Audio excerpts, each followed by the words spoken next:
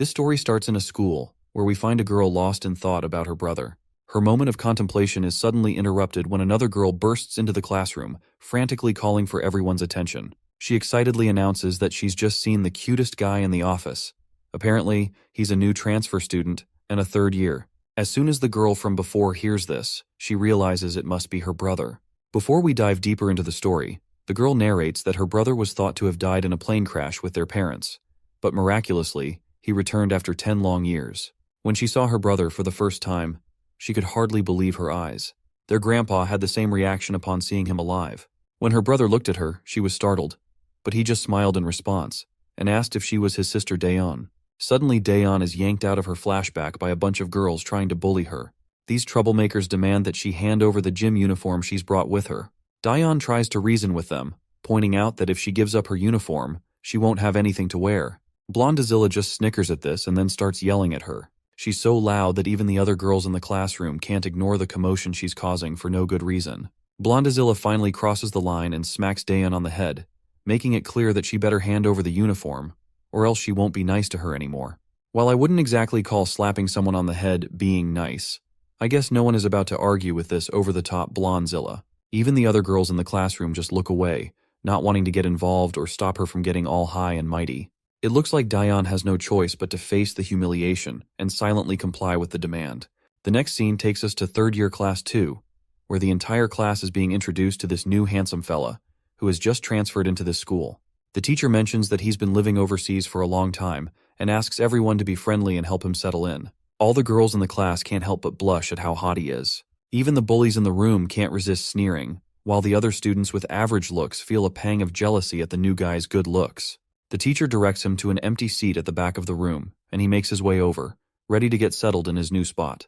As the new guy walks to his seat, we spot a redhead guy named Jae-hyung, and we can tell that he is feeling absolutely annoyed. Let's face it, he's just jealous that this new guy is stealing the spotlight with his looks. The big guy seated behind Jae-hyung gives a subtle signal. Jae-hyung quickly catches on to what his friend is trying to say and decides to take action. He extends his foot out, aiming to trip the new guy as he walks by. But Jae-hyung's plan doesn't go as smoothly as he'd hoped, because this new guy quickly halts, leaving Jae-hyung gritting his teeth in frustration.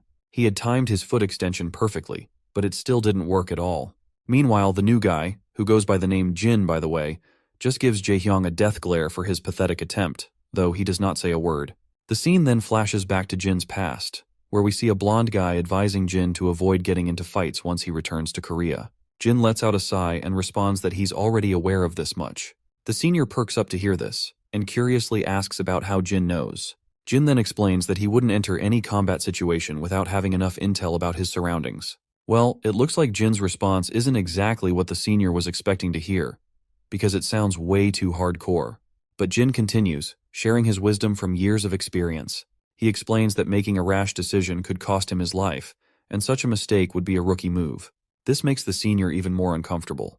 And our boy goes on to remind his senior that he has survived plenty of battlefields over the past 10 years, because he knows his stuff. Suddenly, Major Kang, the senior, tells Jin to stop and clarifies that he wasn't referring to all this strategic nonsense, but rather, he does not want our boy to engage in fights because he wants to prevent the poor offender from getting beaten up badly. In the present moment, Major's advice lingers in our boy's mind, so he does not say anything to the bully in order to avoid fighting.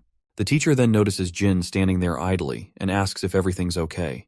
Jin simply flashes a pleasant smile, saying he is good, and continues past Jae-hyung, ignoring him. Jae-hyung snickers once again, thinking Jin is just a wimp afraid of getting picked on. Even the guy who tried to trip him earlier smiles, pleased with Jin's reaction. Once Jin reaches his seat, the teacher tells one of the students to help him get ready for the first class.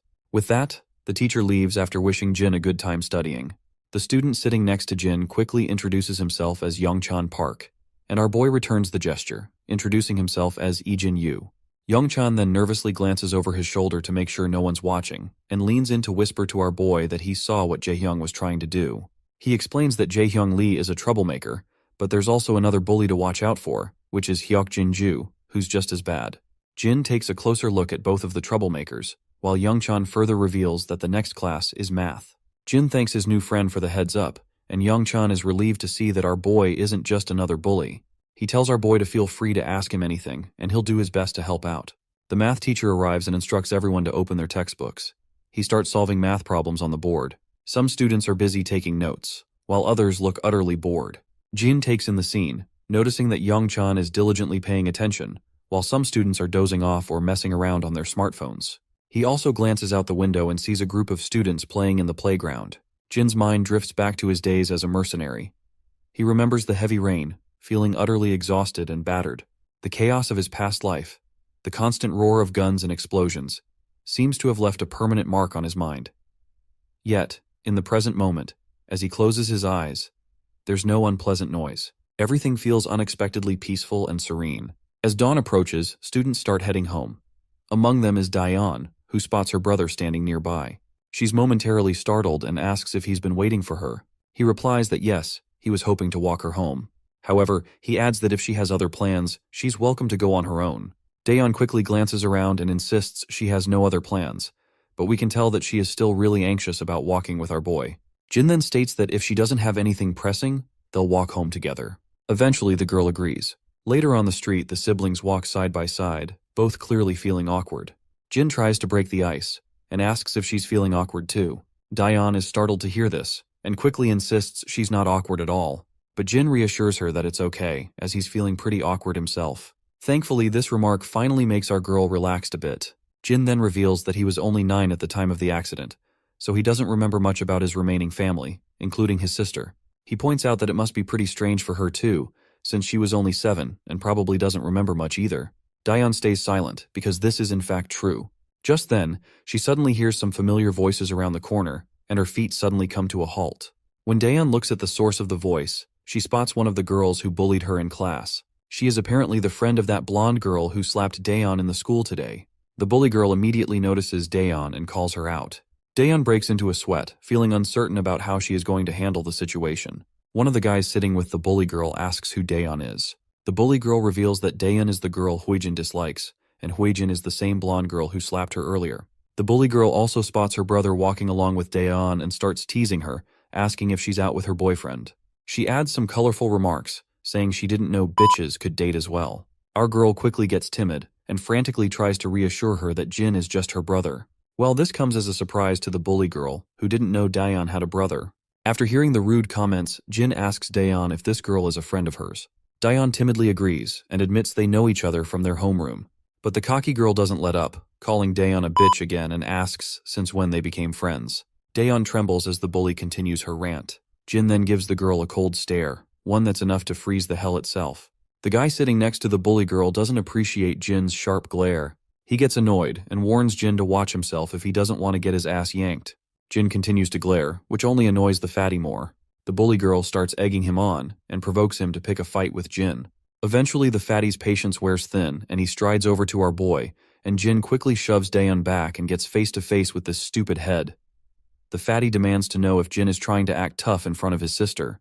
Jin notices how defenseless the fatty is, standing so close that all his vital points are wide open for attack. What's even more amusing is that the fatty isn't carrying any weapons. All he has is this giant ass of his. Jin can't help but feel that this guy is being rash and leaving himself wide open. But then, Major Kang's words echo in his mind once again, which reminds him to not pick fights with anyone. Jin lets out a sigh, averts his gaze, and decides to walk away quietly. But Fatty isn't letting Jin off the hook so easily. He grabs Jin by the collar and raises his hand, ready to deliver a sharp slap to Jin's face. Before he can make contact, Dayan rushes to intervene. She quickly bows down her head and explains to the bully that Jin has been living overseas for most of his life and isn't used to the way things work in Korea. On the other hand, the bully girl snickers to see her begging, while Dayan continues to tremble with fear. The fatty, however, snaps at Dayan, saying he doesn't care if Jin was living overseas or not. Seeing his sister so terrified and shaking in fear boils Jin's blood. Fueled by anger, he grabs Fatty's wrist and yanks it. Fatty squirms in pain, even though Jin hasn't done anything particularly aggressive. Jin throws his bag down and takes off his school coat. Calmly, he tells his sister to wait for him and covers her face with the coat, assuring her it won't take more than a minute. Just then, the rowdy thug charges at him from behind. Jin effortlessly twirls around and delivers a solid slap to the thug's face. The single slap sends the thug staggering, blood spilling from his mouth as he stumbles backward and crashes to the ground like a sack of potatoes. The cocky girl and the other goon feel a chill run down their spines, and I can tell they are about to crap their pants if our boy continues like this. Meanwhile, Jin lets out a sigh of disappointment, knowing he's broken his promise to Major Kang. But I guess this is not his fault entirely, as this fatty bastard had this coming. The other goon is so terrified that he has started to reconsider making any move against our boy. The next scene takes us to the countryside, where military soldiers are training tirelessly. Among them is Major Kang, overseeing the rigorous exercises. A fellow soldier approaches from behind and reminds Kang that today is Jin's first day at school. Hearing this, Major Kang gets concerned that despite 6 months of lessons on leading a normal life, Jin might struggle to adapt to his normal school life after so many years as a mercenary. But still, Kang feels a sense of pride, and he's confident that the lessons he imparted to Jin will help him thrive in his new life. Well, it turns out Major Kang's teachings didn't quite do the trick, because Jin is making these bullies look like yesterday's trash. The other bullies watch in shock as the injured fatty lies unconscious, eyes rolled back.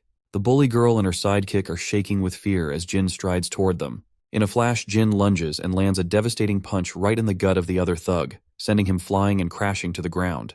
The cocky girl's jaw drops in disbelief. When Jin turns his attention to her, his death glare makes her tremble with fear. Daeon pulls the coat off her face, her hands trembling as she takes in the sight of the 2 thugs down for the count. Even though it's only been a minute since she was covered, Jin notices his sister watching him and, after giving the cocky girl one last intimidating look, he walks away from her. He turns to Daeon and apologizes for covering her face so abruptly. The apology only makes Daeon feel more awkward, so Jin tries to lighten the mood by suggesting they grab some snacks from her favorite store. Daeon stammers that it's okay and they don't need to, so Jin decides they should just head home. As Daeon and Jin cozy up, the bully girl is left terrified to see this. She's completely blown away by how this guy who was so terrifying with just a glare is now acting like a sweet, caring brother.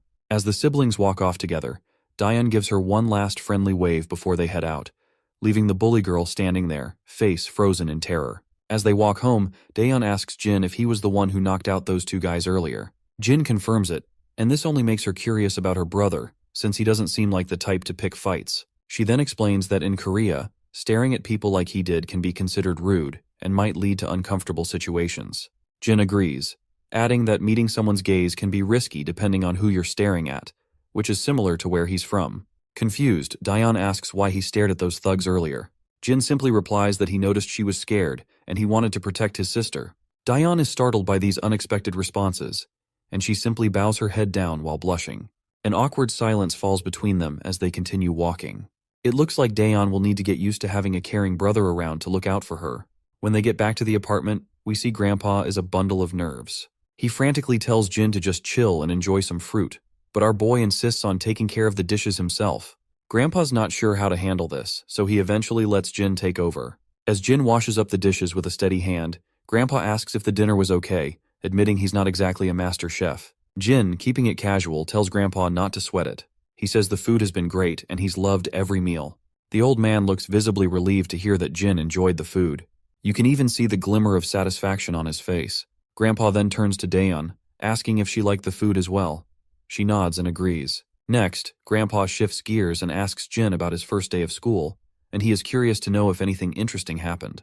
Jin hesitates for a moment, looking a bit anxious about answering. Daeon also feels a bit uneasy, reflecting on how eventful the day has been. But after a moment of pause, Jin admits that it was a good day. Grandpa's face lights up with genuine pleasure at hearing this, clearly relieved and happy. Once everyone hits the bed for the night, we find our guy still wide awake. His mind flashes back to when his grandpa first saw him, and he can almost feel how grateful his old man was to have him around. Jin's cold heart has slowly started to warm up after living with his grandpa and sister for a while. Then, his thoughts drift to the time he was stuck on that airplane before it crashed. Passengers were in a panic, and the emergency oxygen masks had popped out of the compartments. As everyone scrambled to put on their masks, Jin's parents focused on making sure their son could breathe safely. It was a terrifying day for him. Just as the plane began its downward plunge, Jin jolts awake in the present, leaping out of bed in shock and breathing heavily from this nightmare. His heart is racing, and he finally realizes it was just a dream. He glances at his clock and sees that morning has arrived. As he sits there alone, he hears rattling noises coming from the living room. He stands up and goes out, only to find his sister preparing breakfast for the day.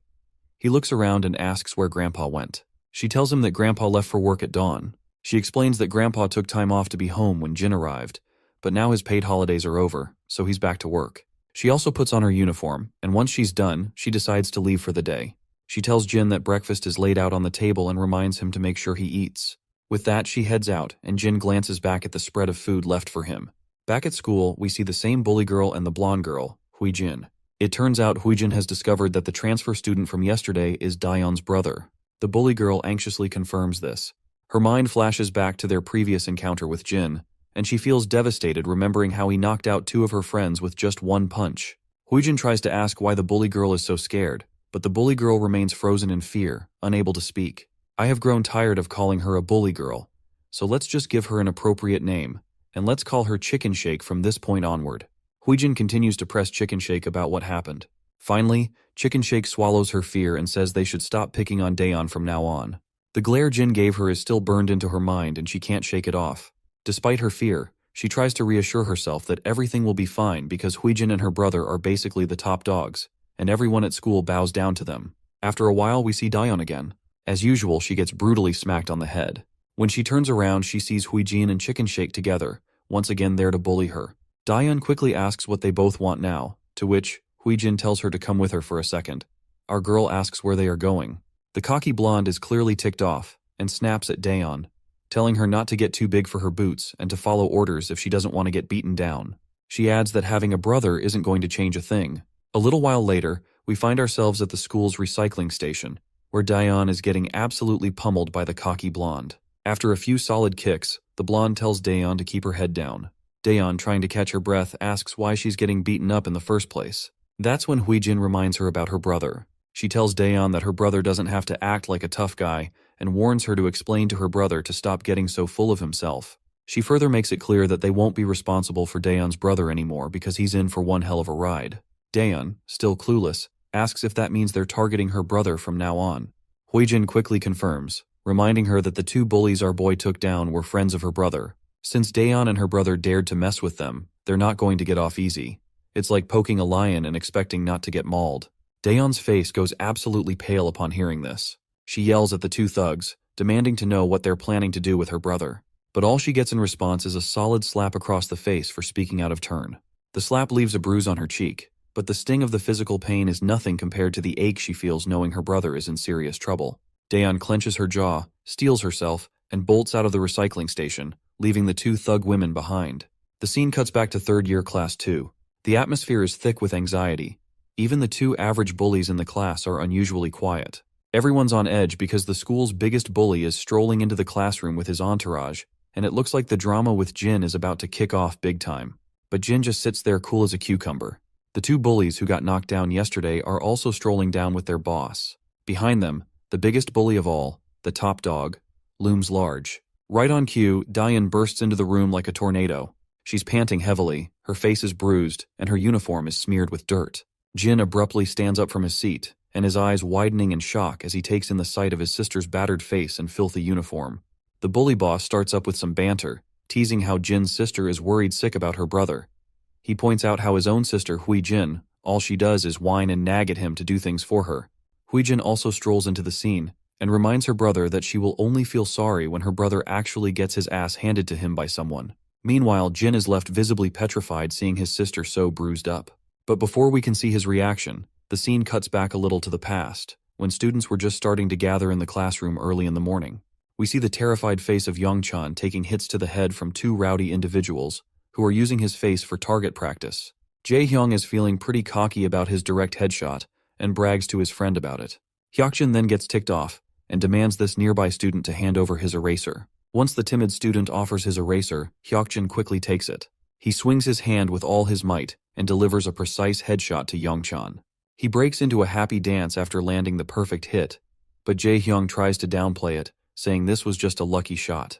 The 2 friends go back and forth, trying to outdo each other with their headshot skills. Jae-hyung decides to take another shot, swinging his hand violently and throwing the eraser down at the poor Youngchan. But surprisingly, Jin steps in, and the eraser hits him in the waist instead. The 2 bullies are annoyed by this sudden interruption, and the eraser falls to the ground. Jin then takes his seat right next to the terrified Youngchan. The redhead is visibly ticked off, feeling Jin is finally getting on his nerves. Hyokjin decides to talk some sense into Jin for stepping in, and the redhead quickly agrees. Meanwhile, our boy simply puts his bag on the desk and asks Youngchan if he's alright. The poor fella mutters that he is fine, but we can tell by his pale face he is not fine at all. Youngchan simply leans toward our boy for avoiding any eye contact with those bullies, and asks our boy if they should hang out after school. Jin reveals that he has to walk home with his sister, so he can't hang out. The timid boy perks up at this, and asks if his sister transferred here with him. Jin shakes his head, saying she was already studying here before he arrived. When Youngchan asks her name, Jin tells him it's Daeon. Youngchan is startled to hear this, and Jin notices his sudden reaction, so he asks his friend if he knows her. At first, Youngchan feels reluctant to say anything, but admits that Daeon isn't having the best time at school lately. He explains that she was quite popular back in middle school for being smart and pretty, which attracted a lot of attention from the guys. But then a blonde girl named Hui Jin, who was jealous, started bullying her. Jin asks if no one stopped them from bullying Daeon. Youngchan reveals that the girl who used to bully her, Hui Jin, has a brother named Gisu Kim, who's one of the worst troublemakers at their school. What's even worse is that Daeon is stuck in the same homeroom as Hui Jin, and she gets bullied to the point where every student is amazed that she still has the courage to come to school. Jin puts two and two together and realizes that Hui Jin started bullying his sister just because someone liked Daeon, and that's the only reason she's being targeted. But Youngchan somberly reveals that this is just an excuse, because Hui Jin simply wanted a reason to bully someone. Jin's mind flashes back to several days before, when his grandpa hoped that Jin would have an easier time adjusting to his new school after living overseas for so long. The grandpa then turns to his granddaughter and asks if she's doing well in school too. At that time, little Daeon charmingly assures her grandpa that she's doing absolutely fine, and never shows a hint of the grievances she faces at school on a daily basis.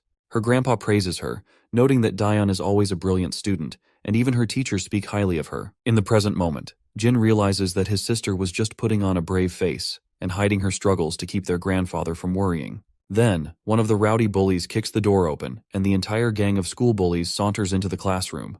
Hyokjin quickly asks these rowdy bunch what they're doing in their class. Gisu Kim, one of the top dogs of the entire school, just says he's there to handle some business. Hyokjin's surprised to see Gisu and is not sure what to do. You see, Hyokjin is a small fry, while he can deal with the other bullies pretty fine, but he doesn't want to get tangled up with Gisu Kim. Meanwhile, Gisu's lackeys inform him about Jin. When Gisu sees Jin, he starts shouting at his lackeys, furious that they got their butts kicked by a scrawny little punk. He dismisses his lackeys and provocatively flicks his finger at Jin, telling him to come over. Jin stands up immediately, while the redhead and Hyokjin look totally confused about what Jin did to tick off Gisu, and they're pretty sure he is pretty much screwed now. Meanwhile, Jin stands his ground defiantly and asks if Gisu is actually the big shot here. Gisu sneers, and he finds it fascinating that our boy took his sweet time to figure out who is in charge here. He turns to his lackey and tells him not to just stand there like an idiot and to make a move. But we can clearly tell that the lackey is absolutely scared, but he eventually steps forward towards Jin. But before the showdown starts, Daeon also bursts into the classroom, breathing heavily. In the current time, this is how Jin finds himself looking at his bruised-up sister.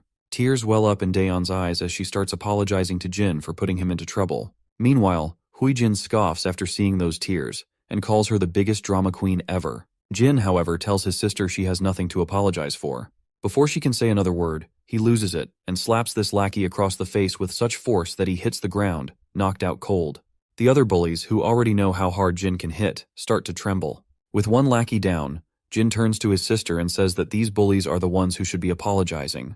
The fatty charges at Jin with a clenched fist, but Jin effortlessly pushes his hand away. When he spots the exposed throat, Jin delivers a brutal, precise smack to it, like a ninja, leaving the bully spitting and coughing before collapsing to the floor. The other lackey, shaking with fear, tries to land a hit on Jin. Jin responds with a crushing blow to his ribs, and with lightning-fast reflexes, sends the lackey tumbling to the ground. Meanwhile, Gisu's confidence has finally started to fade away, as he sees our boy effortlessly taking down his bullies like they're nothing. The local lackeys of this class, who are still in their beta stage, stand there wide-eyed and expressionless. Even Huijin and Chicken Shake are freaking out, completely losing their composure. After taking down the last two bullies, Jin turns to Gisu and makes it clear that his sister has been suffering because of these thugs, and he's not about to stand for it. Gisu finally decides to speak, sneering as he admits that Jin is not a pushover after all. With a smirk, Gisu swings his leg with lightning speed toward Jin's face.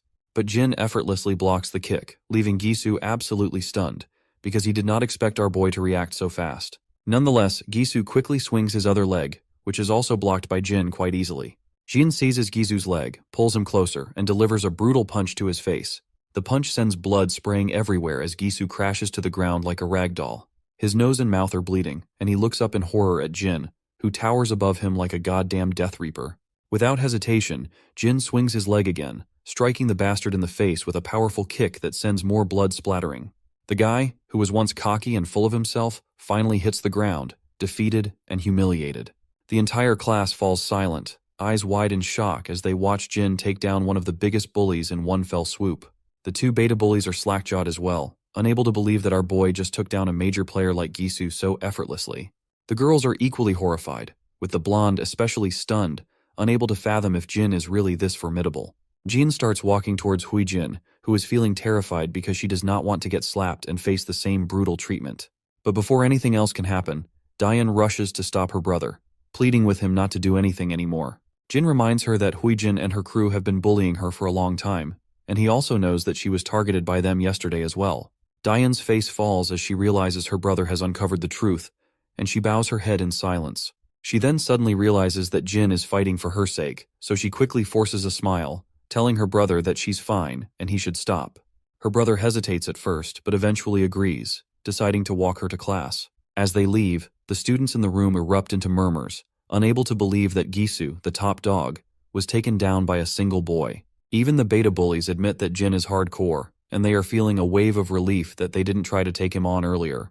As the chatter continues, the blonde girl trembles in a mix of fear and humiliation, unable to process her defeat. Meanwhile, as Jin and Diane walk together, she expresses her shock at how good her brother is at fighting, but then starts apologizing again. Confused, Jin asks what she's apologizing for.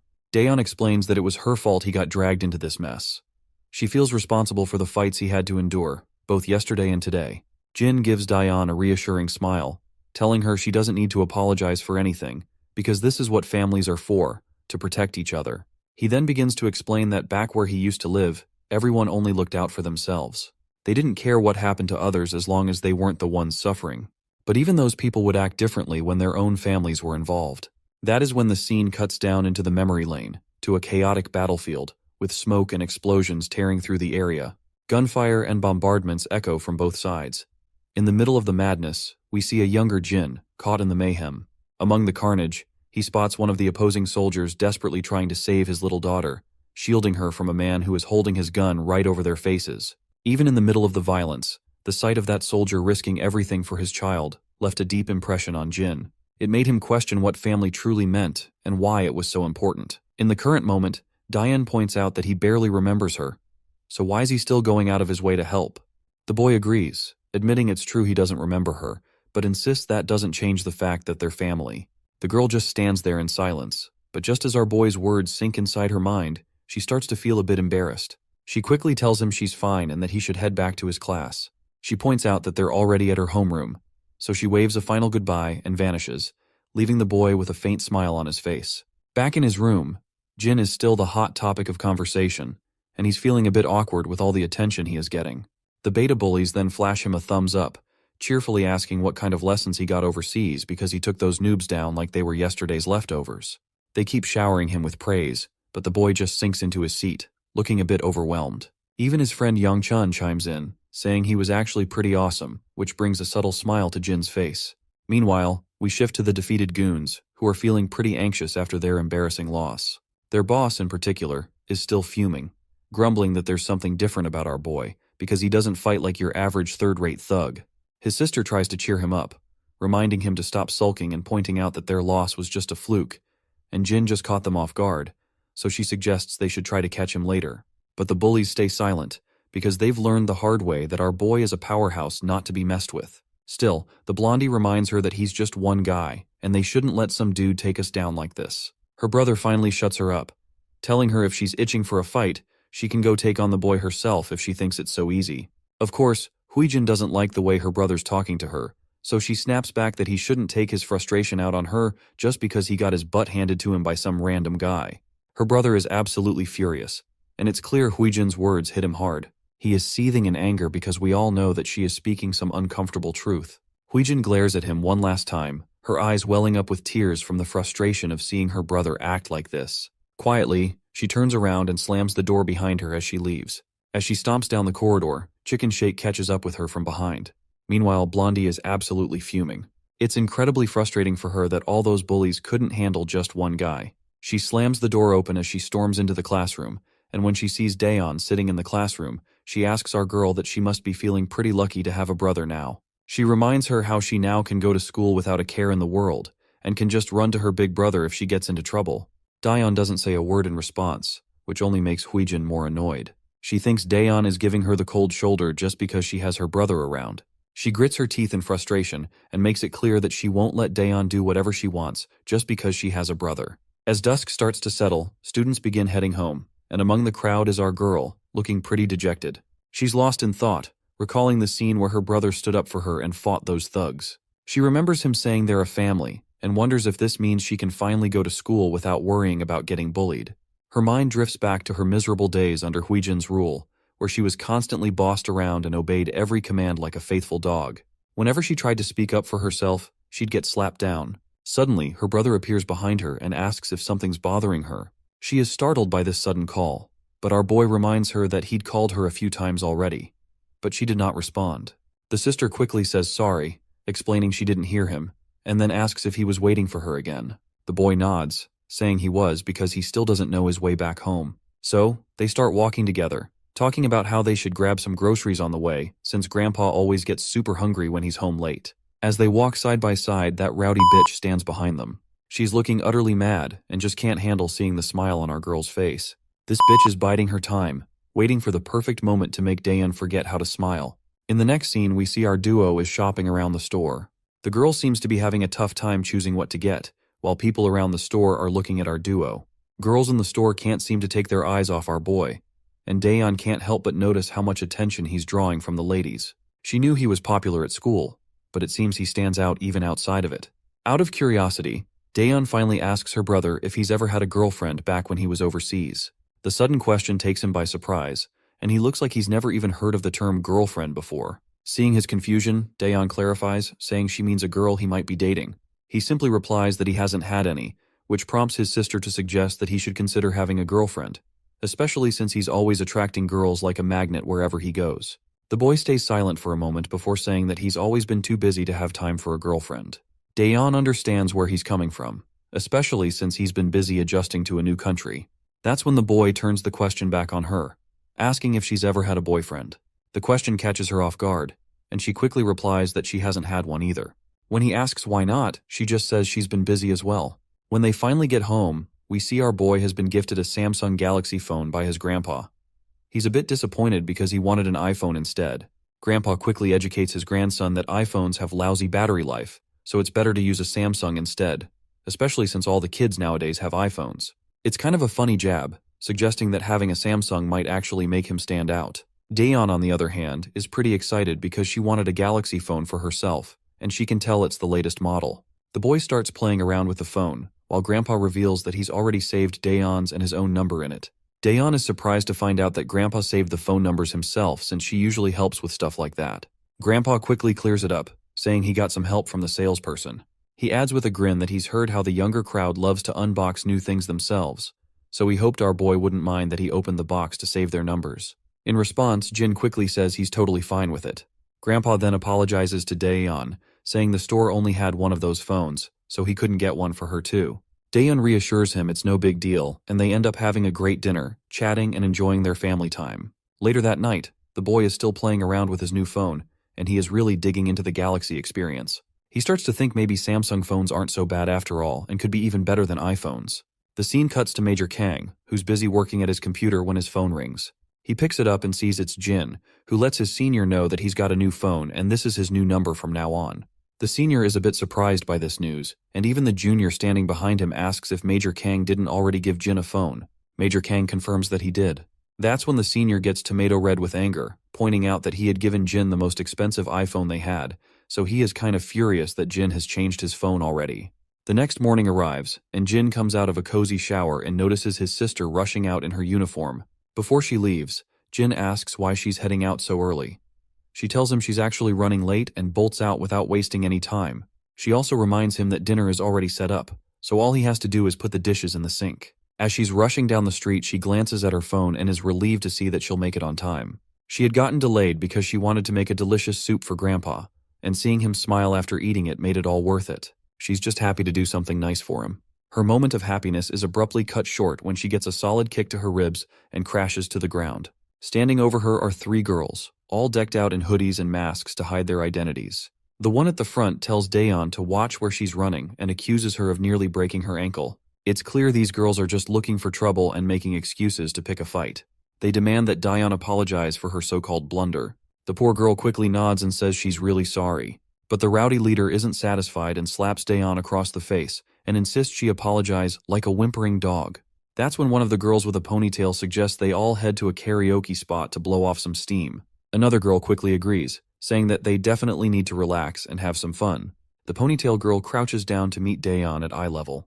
With a smug grin, she invites our girl to join them in their karaoke session, and she is sure that they are going to have a blast there.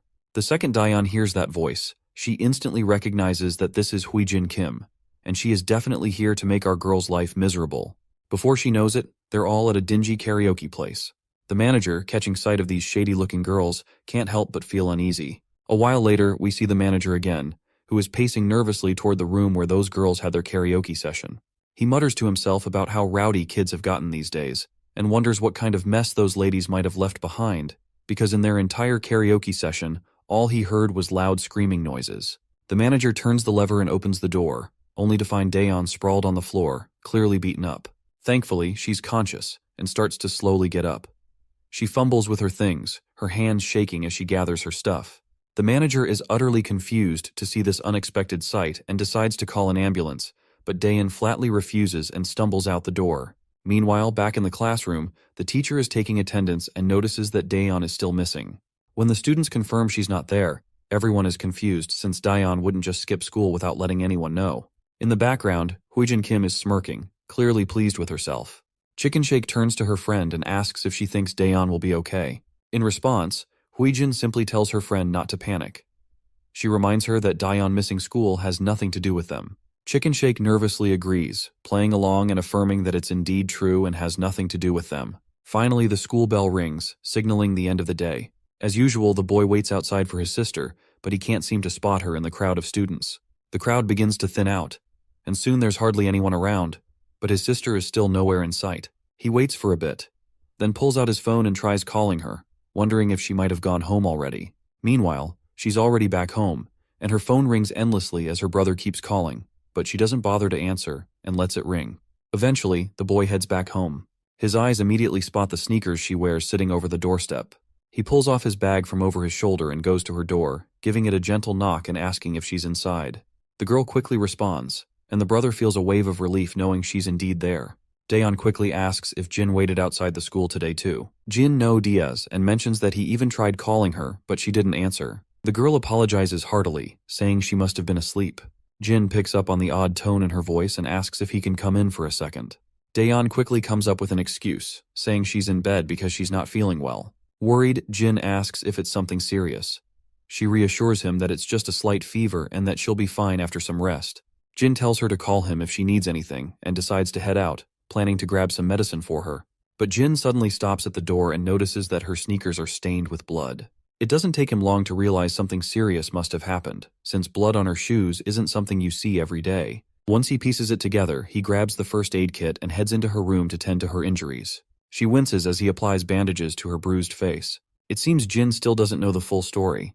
Daeon tells him she fell down the stairs while trying to dodge a bicycle. However, Jin points out that her injuries seem quite severe for a simple accident, and asks if she doesn't want to see a doctor. She hesitates for a moment before insisting she's totally fine. I guess her hesitation to visit the doctor is understandable, because if she goes to the hospital, they'll discover the bruises aren't from a fall down the stairs. The scene then cuts to Daeon's past, where we find ourselves in the principal's office. Daeon is telling the principal that she was beaten up by Huijin. However, Huijin flatly denies the accusations. The police are also involved in the case, and Daeon insists that Huijin was the one who beat her up.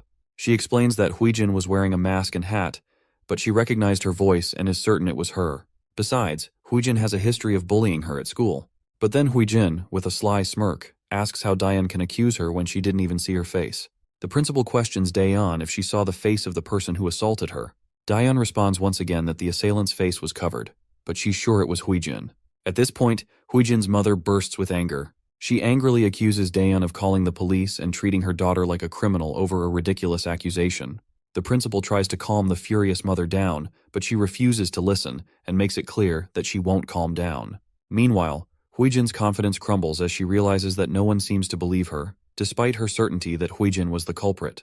Even the police officers are skeptical. The mother demands that Daeun apologize to her daughter immediately for the accusation. But our girl stands her ground and tells the woman that it was indeed her daughter who assaulted her. The arrogant mother is infuriated by this and decides she will take the matter up with Daeun's parents. She demands our girl to bring her parents to the school right away. This just breaks Daeun's heart. She feels tears streaming down her face involuntarily, while the villain who assaulted her laughs and walks away unpunished.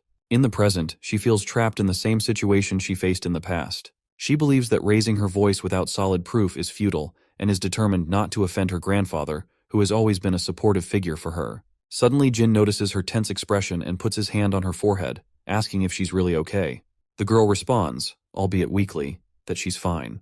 Jin points out that while her bones aren't broken, the bruises are pretty severe and will hurt for a few days. She nods and finds it surprising that he's actually quite good at this patching up stuff, because she can tell the bandages are perfectly placed. She then becomes somber, remembering their grandfather. She's worried he might get upset about all this, especially since he has a weak heart. This news comes as a surprise to Jin, and the girl further reveals that their grandfather takes pills to regulate his heart health. In response, Jin promises her that he'll make sure their grandfather won't catch whiff of this predicament, and tells her to just get some sleep. As he begins to walk away, she calls out to him from behind. With a pleasant smile, she thanks him for all his help, and Jin reciprocates with the same warm smile. But once he's gone, her smile fades. She wonders if she did the right thing by not telling him everything. She feels that there's nothing a couple of teenagers like her and her brother can really do about the situation. However, we all know that Jin isn't an ordinary teenager, and I wouldn't be surprised if he already knows who was behind her injuries. Later, we find ourselves in a club where the high-energy music is blasting and people are buzzing. In the middle of it all, we spot the boss bully, Gisu Kim. He's gritting his teeth as he drinks and laughs with his boys. They're all discussing Jin and wondering how a single brat could manage to mess things up for everyone. One thug speaks up, reminding everyone that their downfall was due to underestimating Jin. He insists that they can take him out easily if they plan ahead. Another goon agrees, emphasizing that they can't just let him get away with this. A third adds that Jin won't stand a chance against all of them. Despite their enthusiasm, their boss knows that taking Jin down won't be a walk in the park. He's still seething from the humiliating defeat, but doesn't want to let it slide. He puts his glass down in frustration and reluctantly agrees with his lackeys. He makes it clear that going one-on-one isn't their style, so they might think of a strategic plan to take our boy down with numbers. The lackeys grin like Cheshire cats, clearly excited about their plan. This rowdy bunch may think they've got it all figured out, but they're nothing more than a pack of hyenas destined to get their comeuppance from Jin sooner or later. Just as they're planning their next move, Gisu's phone rings. The caller ID shows it's from someone labeled Little Bitch. It turns out to be his little sister, and it seems like even Gisu agrees with us that she indeed is a bitch. Anyway, she starts yelling at him, asking why he's just sitting around at the club. Gisu tells her to either say what she wants or he's hanging up. The girl insists that he owes her big time. Gisu confusingly asks what she's talking about. She then reveals that he roughed up Daeun earlier today. She tells him they can't let the siblings get away with it, or they'll lose their authority in the whole school. Her brother, feeling a bit proud of his sister, tells her she did a good job. He reveals that they're also planning to get payback on Jin. Just then, someone walks into the club. As the bullies turn to see who it is, they realize it's Jin. He appears to be there to settle some business. Gisu gets absolutely furious at the sight of Jin casually walking into his turf. But Jin just walks toward their table with a calm demeanor. Gisu then feels somewhat relieved that they don't have to hunt Jin down anymore to get their revenge. However, Jin isn't there for a friendly chat either, and without wasting any time, he grabs one of the lackeys by the face and slams him down hard against the edge of the table. Another lackey charges at him, but Jin's hand moves so fast that his single punch shatters all the ribs of the attacker. The bully leader and his lackeys grit their teeth seeing their goons go down. The rest of the crew charges at Jin, but my guy just stays cool as a cucumber. As they get close, he kicks one of them down effortlessly, like a true Sigma male. Next, he grabs this purple head and slams him down on the table with a brutal thud. While this purple head is cowering for his life, Jin doesn't stop there and slams this dude against the wall like a rag doll. Then he balls up his fist and delivers a devastating blow to the fatty's face. One of the thugs grabs a glass bottle and swings it at Jin, but my guy casually knocks the bottle from his hand and follows up with a brutal whack to his face. which leaves the thug bleeding his mouth out. Another bully charges from behind, but Jin ducks down, grabs his hand, twists it painfully, and then delivers a hard slap across his face. Jin throws the thug aside and then grabs another lackey by the face. He smashes the guy's ugly mug right into his knee, breaking the thug's nose with a sickening crunch. With all the thugs down for the count, Gisu is left speechless, unable to process what's happening. Meanwhile, his sister is still on the line, and she quickly asks what's going on, because she has been hearing the loud commotion and chaos. Jin turns to Gisu with a chill in his voice, making Gisu shiver. He asks if he needs to repeat himself, because as far as Jin remembers, he's already told Gisu to stay away from his sister. Gisu is absolutely boggled out of his mind to see how the tables have turned. It's kind of ironic that they tried to gang up on Jin, only to end up getting their own gang banged. Jin fought like a pro, and wiped the floor with everyone in just a few seconds. Meanwhile, Jin continues to question Gisu, asking what his sister ever did to him. Gisu plays dumb, pretending he knows nothing, while secretly reaching for a glass on the table. He throws the glass at Jin with lightning speed, but Jin just steps back casually, letting the glass shatter against the wall. As he stands there nonchalantly, Gisu grabs a bottle and swings it at him. Our boy steps back once again, avoiding the hit, but when Gisu swings the bottle once more, Jin knocks it out of his hand and counters with a punch, sending the contents of the bottle splattering everywhere. Gisu tries to swing his fist this time, but my guy responds with another brutal smack to the bastard's face, leaving his nose bleeding like crazy. Gisu stumbles backward, gasping for air after the hit, while Jin remains cool and composed, not even breaking a sweat. Jin then asks this bastard what twisted pleasure he gets from harassing a helpless girl.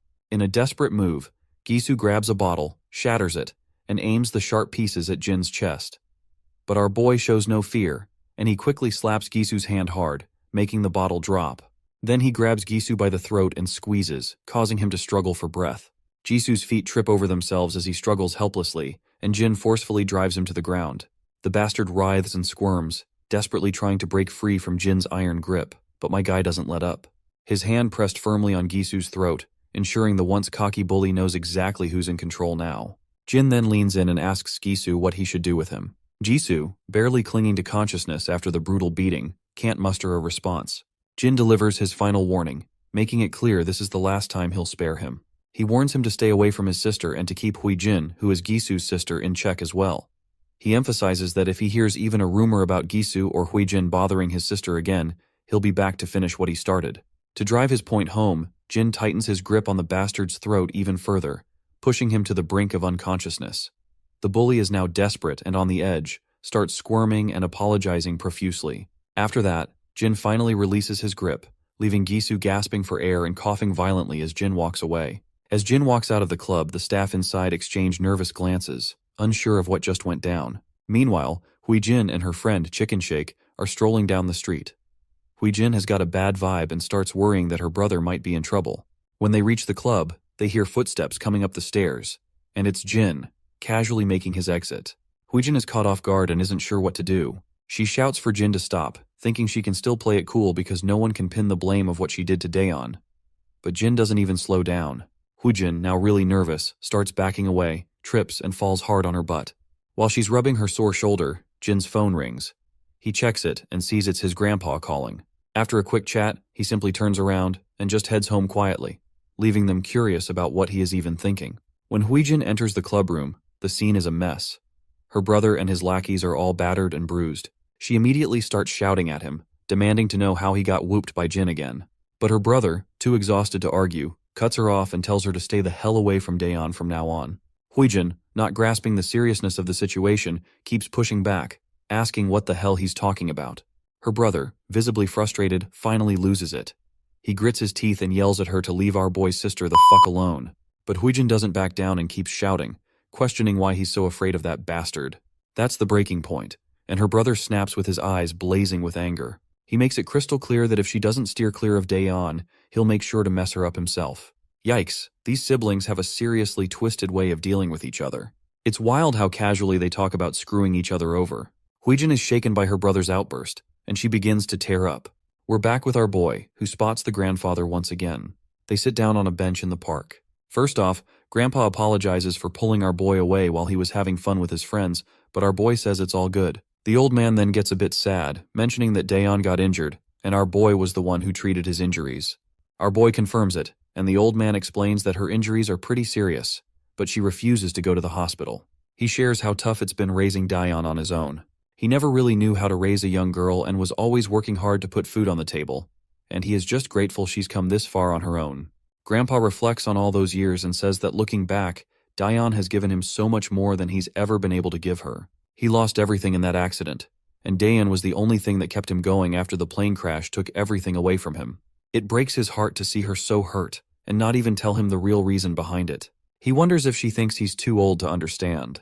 He mentions a saying about how kids become distant from their parents as they grow older, so it must be even harder for her to reach out to an old grandpa. But our boy quickly reassures the old man that he's just overthinking.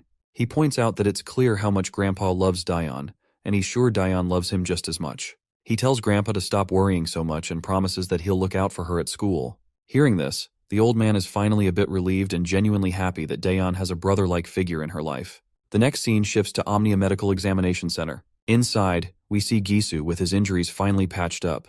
He's getting an earful from his father, who's clearly disappointed in him. His dad doesn't hold back, making it clear that Gisu deserves every one of those injuries because, as he puts it, if you're going to play stupid games, you're going to win stupid prizes. The arrogant mother starts yelling at her husband, clearly outraged. She reminds him that their son is in the hospital, and this is all he has to say? She tells him to go find the brute who did this and yell at him instead. She also points out that the same brute busted Huijin's arm too. Honestly, it's a real mess. Huijin is a bitch to the point that she even pinned the blame of her own mishap on our boy. We all know that she tripped and banged up her shoulder, but instead of taking responsibility, she's blaming him for everything. The angry father finally calms down and lets out a deep sigh. The concerned mother tells her son to just focus on resting and recovering. As they start to leave, the mother grumbles about making the kid who hurt their son pay if she ever gets her hands on him.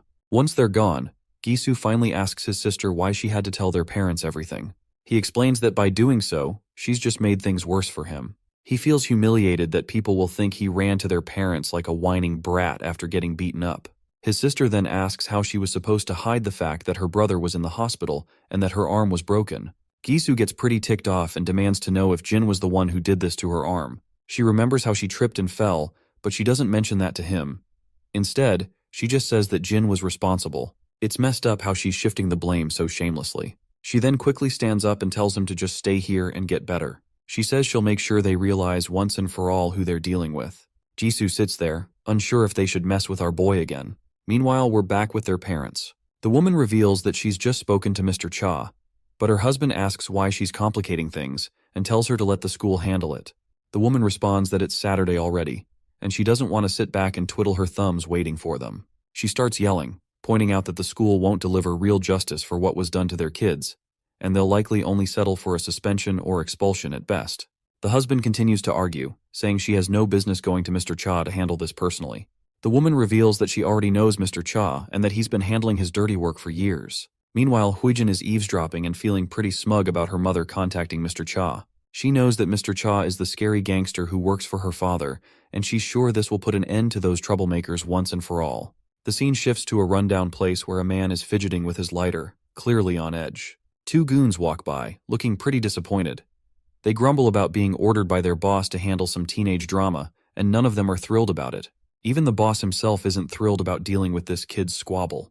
But hey, a job's a job, even if it means wading through a mess of teenage nonsense. The scene flashes back to a time where a luxury Mercedes is zooming down the road. Inside the car, Mr. Cha, the mafia boss, takes a call from the woman. She fills him in on how her daughter's hand got fractured, and her son got beaten up by some teenager.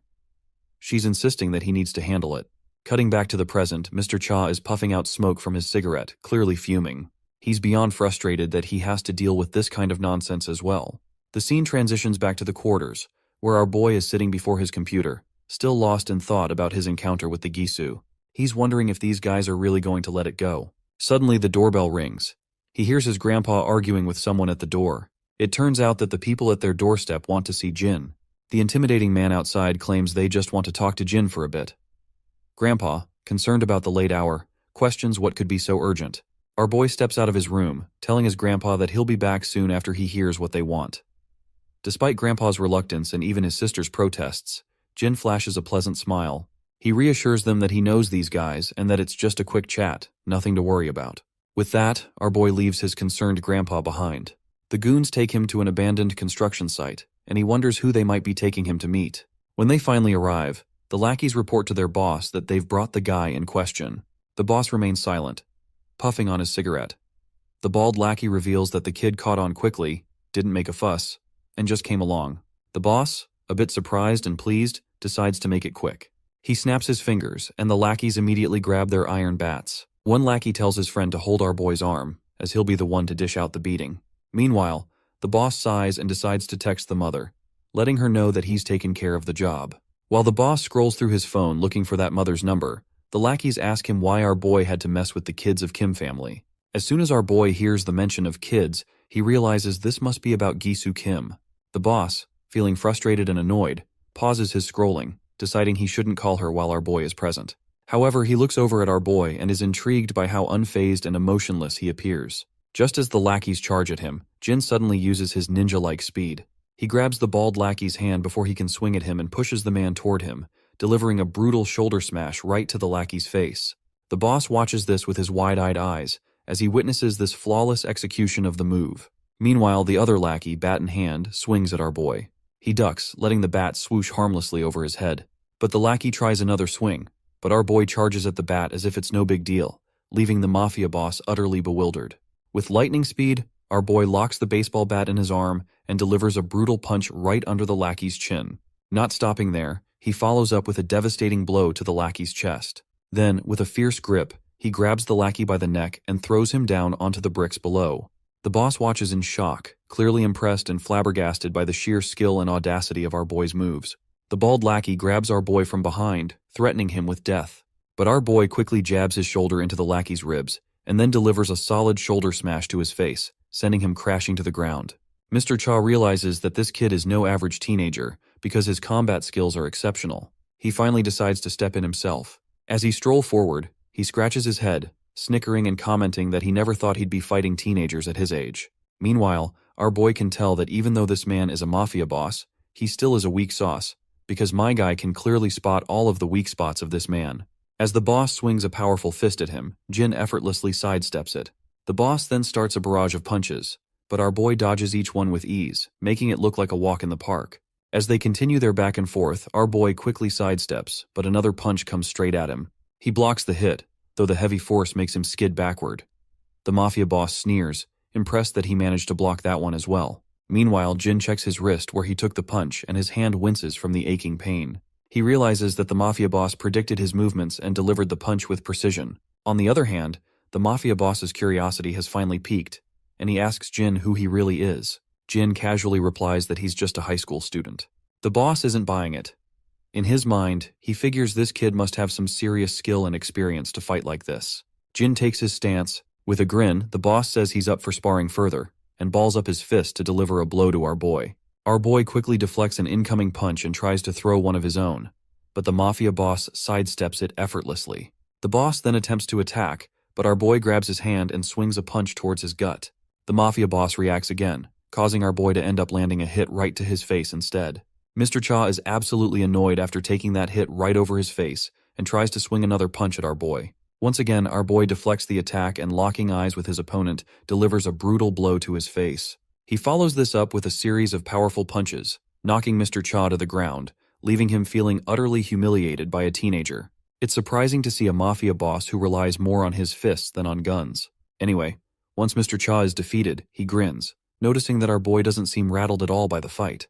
He doesn't know where this kid came from, but he's sure that the Kim family definitely messed with the wrong person. The scene transitions to this agency, known as National Assembly member In-bai Kim. Inside the building, 2 guards are stationed outside an office. Inside the office, we see Mrs. Kim and Mr. Kim. The woman asks her husband why Mr. Cha hasn't responded yet. She is growing impatient with every passing second, tells him to call Mr. Cha. Mr. Kim responds that she should just wait, as Mr. Cha will call back once he is done dealing with our boy.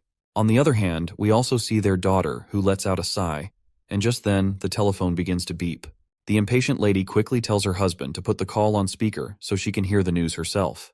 Mr. Kim begins by apologizing to Mr. Cha, saying he's sorry for the ridiculous favor his wife asked him to fulfill.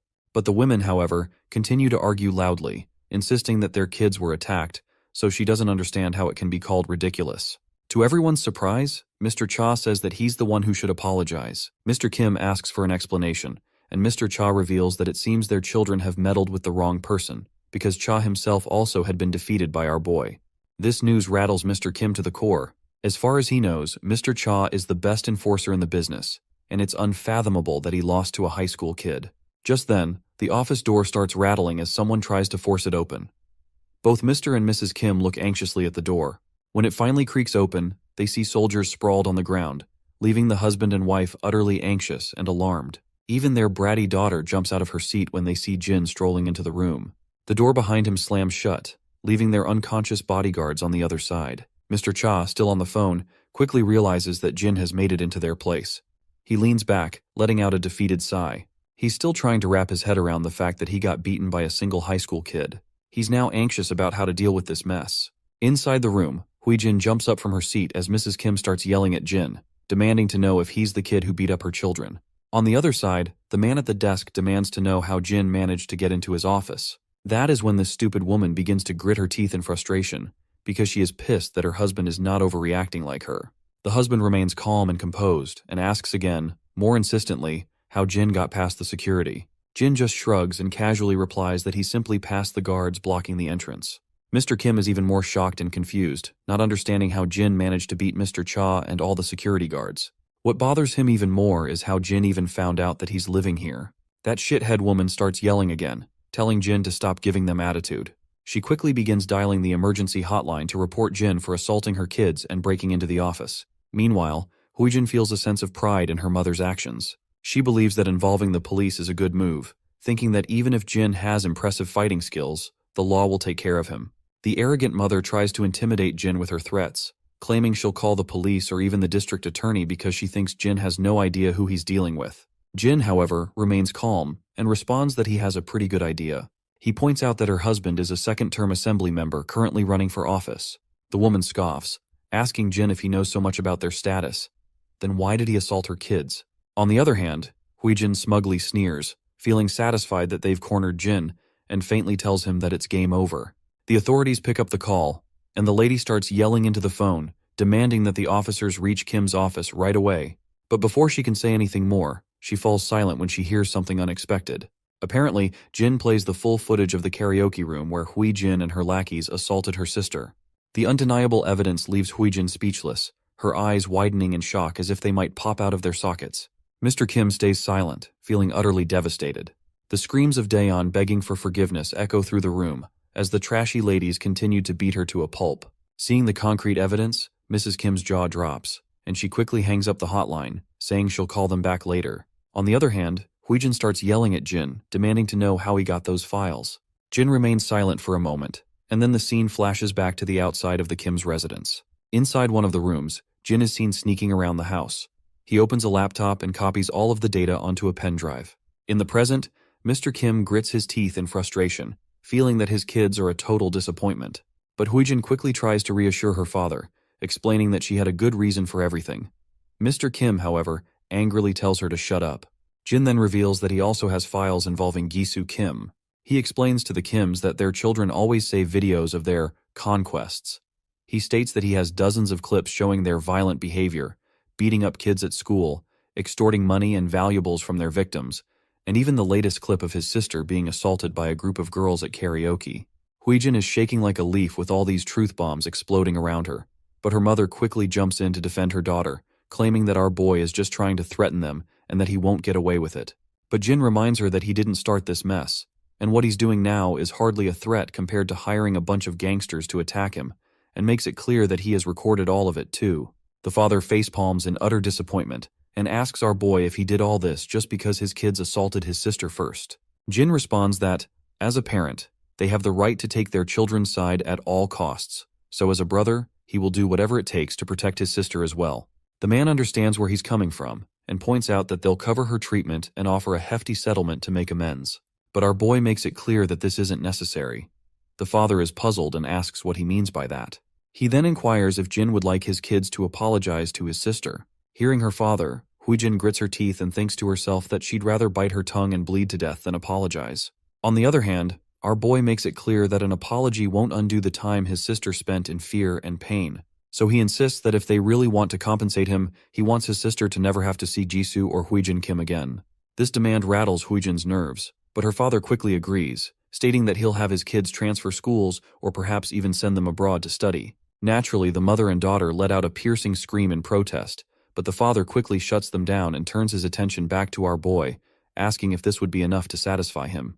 Our boy states that he wants them gone from the school starting tomorrow. In response, the father says he'll inform the school, and once that's settled, Huijin begins to cry, and her tears flow out involuntarily. Just as our boy starts to leave, the father quickly stops him and reminds him that, since he agreed to the demands, he'd like our boy to delete all of the videos he found.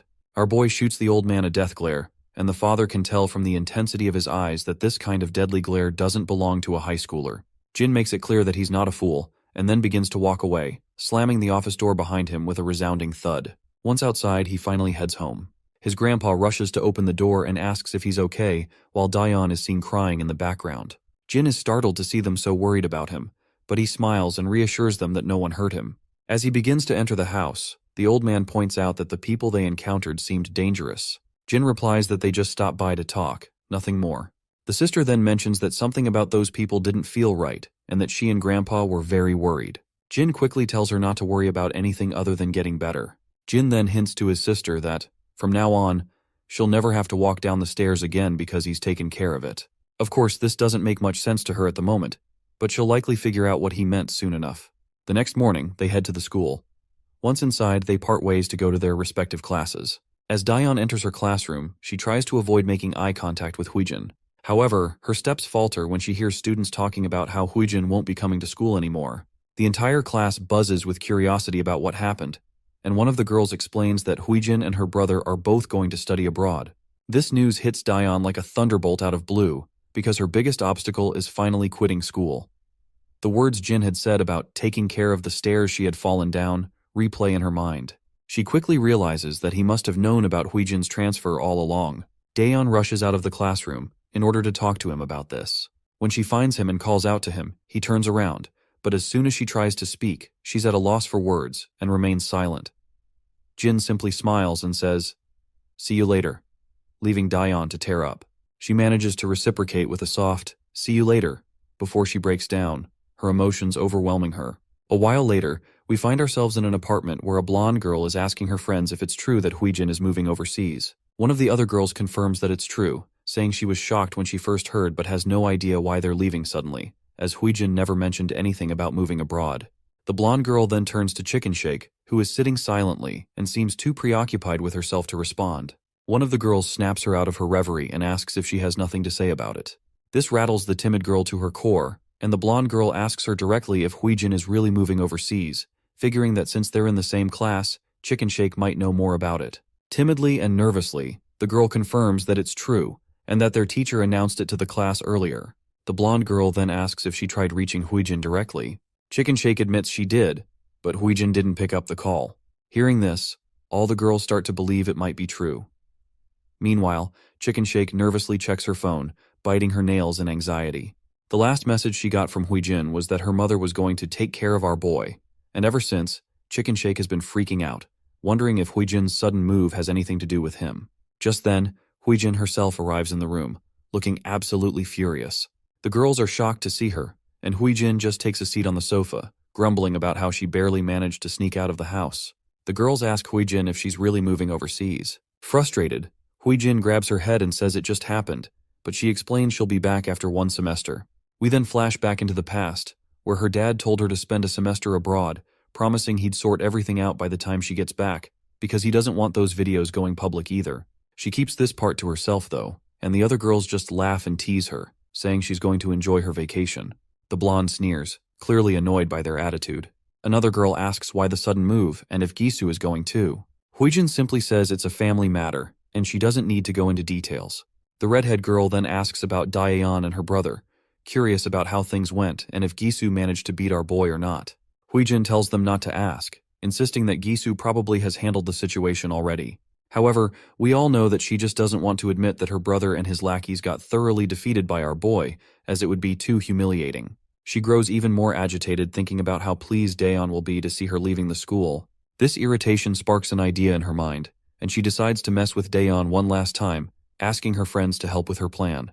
Her friends question whether it's really necessary, and even Chicken Shake jumps in shock and expresses her reluctance. But Huijin insists they should consider how cocky Daeon will be without anyone to bully her.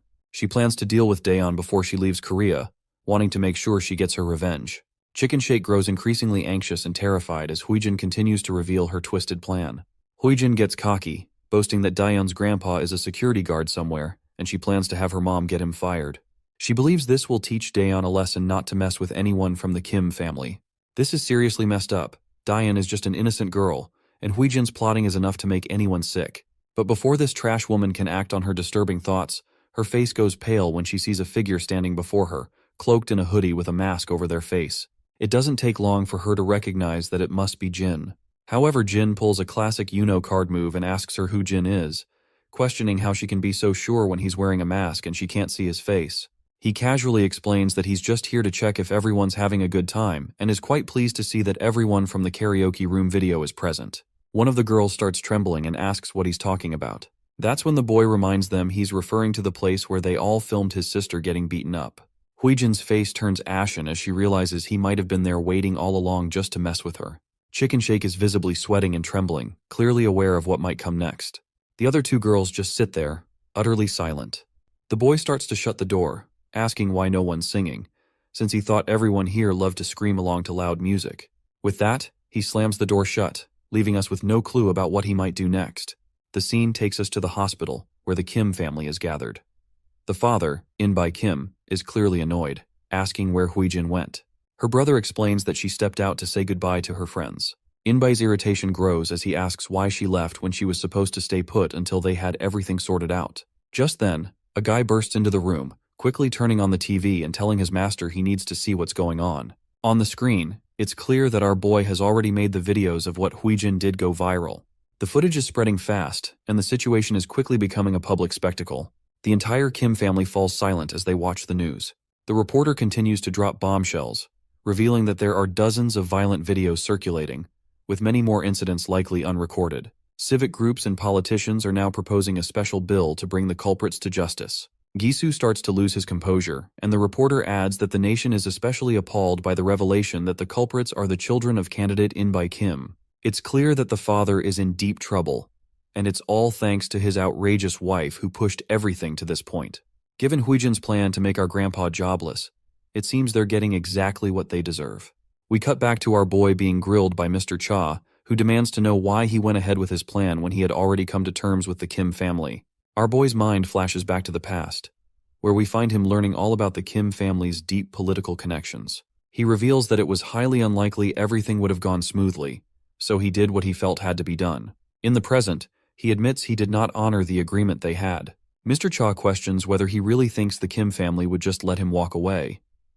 Our boy confidently asserts that he's probably the last thing on their minds right now. It seems our boy might be right. The reporter continues to drop more bombshells, revealing recent evidence of In-by Kim's involvement in money laundering, bribery, and election fraud. The evidence is so damning that even his fellow party members are calling for a strict investigation, with everyone trying to cut ties to avoid any damage to their party. As soon as Mr. Kim hears this, he slumps down on the bed like a lifeless doll. Back with Mr. Cha, he seems to suspect that our boy has dug up some data about his past as well, and Cha does not want to get exposed to the law just like the Kim family. So he quickly asks who our MC really is. Our boy responds simply, saying he's just an average teenager. Mr. Cha smirks at this ridiculous remark, noting that nothing about Jin is average. The scene shifts to the classroom, where the girls are feeling anxious and blushing as they see Jin. They whisper among themselves, trying to muster the courage to approach him and ask him something, but everyone remains too shy to make a move. As Jin sits lost in thought, his phone rings. It's Daeon, letting him know that she can walk home by herself today and telling him to take a break and hang out with his friends. Jin is puzzled by the concept of hanging out and wonders how to go about it. Just then, one of his friends, Young-chan, pops up and greets him. As Young-chan sits down, he asks if he is busy today. Our boy remains silent, which prompts Young-chan to remember that Jin always walks his little sister home, so he must be busy after school. But not surprisingly, Jin tells his friend that he's actually free today. Young-chan's face lights up with happiness, and they plan to hang out after school. However, Young-chan's enthusiasm quickly fades when he hears an unpleasant voice. As the scene zooms out, we see these two beta bullies of the class step forward. They both reveal that they've heard the news and know that Jin is the reason Gisu Kim is moving abroad. Youngchan is totally shocked by the news, and the other students lounging around are equally caught off guard. The bullies spill the beans that even though Gisu and his sister were all set to move abroad, they're stuck now because their whole family's in hot water after the info leak. Our boy jumps in to set things straight, telling the bullies they've got it all wrong. But Jaehyung chimes in, saying there's no need for modesty because everyone knows our boy trashed Gisu and his crew at their hideout a couple of days ago. Hyokjin backs him up, explaining that Jin took them all out by himself, and now everyone's saying Gisu is too embarrassed to show his face at school. He's itching to hear just how badly our boy must have beaten Gisu to make him leave the country altogether. Youngchan is finally convinced that Jin is actually a skilled fighter and that his performance that day wasn't just luck. Hyokjin leans in and says, now that they won't have to deal with that jerk anymore, he's itching to throw a party, so he invites our boy to celebrate after school today. Jaehyung agrees, adding that they've been in the class for days without really spending time together, and he suggests they show our boy around the area. But our guy flatly turns them down, saying he already has plans for today. Naturally, the bullies are puzzled and ask what he's up to. With a pleasant smile, Jin replies that he's planning to hang out with Youngchan. That's when Jaehyung starts creeping in with his disgusting grin, leaning toward Youngchan and saying he'll join their hangout.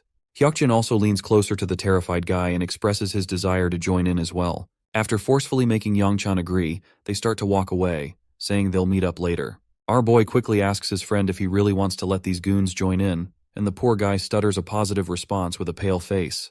The teacher finally arrives in the classroom, and she's brought along 2 transfer students. One of them is a plain-looking guy, but the real standout is a stunning beauty with striking black hair. Youngchan's eyes immediately light up at the sight of her, and our boy quickly asks if he knows who they are. Youngchan explains that everyone knows this girl. She's Yeona Sin, and her grandpa owns SW Corporation, the biggest company in Korea. The guy next to her is Seokju Ko, and there are rumors that he's been with her since they were kids and is seen as her associate and bodyguard. The teacher notes that since everyone's familiar with these two, she won't waste time on introductions. She reveals that both of them have been studying in the US for the past 2 years and will be joining the class starting today. The beta lackeys don't seem too thrilled about these 2 newcomers in the classroom. With just Jin before, their chances to rule the classroom were slim to none, but now, with these 2 around, they're not so sure they can even think about bullying anyone. Meanwhile, Youngchan was curious about the 2 extra desks in the class, but it's clear now who they're for. He can't help but think Yeona looks even more stunning than he remembered. Even the students in the class can't keep their eyes off her. As Seokju behind the lady walks forward, he could not help but notice our boy, and their eyes lock for a moment. Yeona too can't resist but glances at him while she is walking past him. Once both of the newcomers take their seats, Seokju tells Yeona that our boy wasn't in the evaluation report he received a week ago, and he wants to double-check. Yeona is intrigued and glances at our boy once more, and we can tell she is clearly curious about him. Our boy notices Yeona glancing at him, and when he looks back, he finds her smiling. However, he just turns his gaze away again, which seems to irritate her since she didn't get a reciprocating smile. Meanwhile, Youngchan continues their conversation and asks if he has any particular place he wants to go. Jin says he's okay with anywhere, so Youngchan suggests hitting the game room. Well, it seems like the word gaming room triggers some memories for our boy, while his friends explain that it's nearby and just upgraded their PCs. That's when we flash back to the past, where we hear the authoritative tone of a senior telling a group of soldiers that they will begin today's portion of their practical life training program. He explains that there's one thing every Korean teenager must know, and that's the gaming room. This is the first time our boy has heard about the gaming room. The senior further explains that gaming rooms offer personal computers for a fee, and both students and adults can use them. Curious, our boy asks what people do there. The senior explains that while some users browse the internet or watch X-rated videos, most people are there to play games. For the average high school student, over 90% are playing some kind of computer game. The senior then introduces some of the most common games. First up is Legends of League, followed by Battle Royale. Back in the present, our boy reflects on how he can finally make use of the Major's intel. Meanwhile, Youngchan adds that they'll also grab some ramen at the game room and maybe check out koinka afterward. Well, it seems like koinka is yet another term our boy picked up during his military days while learning about practical life. The senior explains to him that high schoolers frequently visit coin karaoke, also known as koinka. These establishments basically allow for sing-alongs with just a few coins. Major Kang tells our boy that he should prepare a few songs to sing in case he ends up going to one, and promises to send him a list of popular songs for kids his age to learn. As our guy starts brainstorming ideas and trying to remember some songs, his friend sits nervously nearby, wondering why Jin suddenly looks so serious. Once the bell rings, the students head out for the day, and that's when we see this hottie once again. And as usual, she is with her lackey. Apparently, they're discussing our boy, and discover that he transferred just a few days ago, is 18 years old, and happens to be Daeon Yu's older brother. Yona is surprised to learn that Daeon has a brother because she thought her only family was her grandpa. Seokju-ko agrees and explains that Daeon has been living with her paternal grandfather since her parents and brother died in a plane crash. Yona then asks how she still has a brother. Seokju-ko replies that it's hard to believe, but apparently, her deceased brother has suddenly come back to life just before they transferred to school. He suggests they should dig a little deeper into our boy's past. Meanwhile, it's gotten pretty late already, and we find our boy strolling alone. His phone keeps ringing with notifications from his friends, showing they had a blast at the gaming center. We flash back to the gaming club, where we see Hyokjin, our boy, Jaehyung, and Youngchan all hanging out. Everyone is amazed by how Youngchan carried them through the game. Jaehyung even asks about his rank, guessing it must be Diamond or Master. Their jaws drop when Youngchan timidly reveals that he's actually at Challenger rank. From that moment, their attitude toward Youngchan shifts completely. In the present moment, even our boy finds this sudden change odd as they keep chatting excitedly about Youngchan's impressive rank. As he's looking at his phone, his sister arrives. He quickly asks her what she's doing here. She explains that they ran out of garbage bags at home, so she went to get some, and she also picked up a few snacks. Our boy offers to carry the bags, but his sweet sister insists it's not necessary. She then asks if he was hanging out with his friends, and he confirms that he was. She feels a warm sense of relief, glad to see that he's made friends and that people aren't avoiding him because of the fight. When she asks where he went, he bluntly replies that he went to the game room.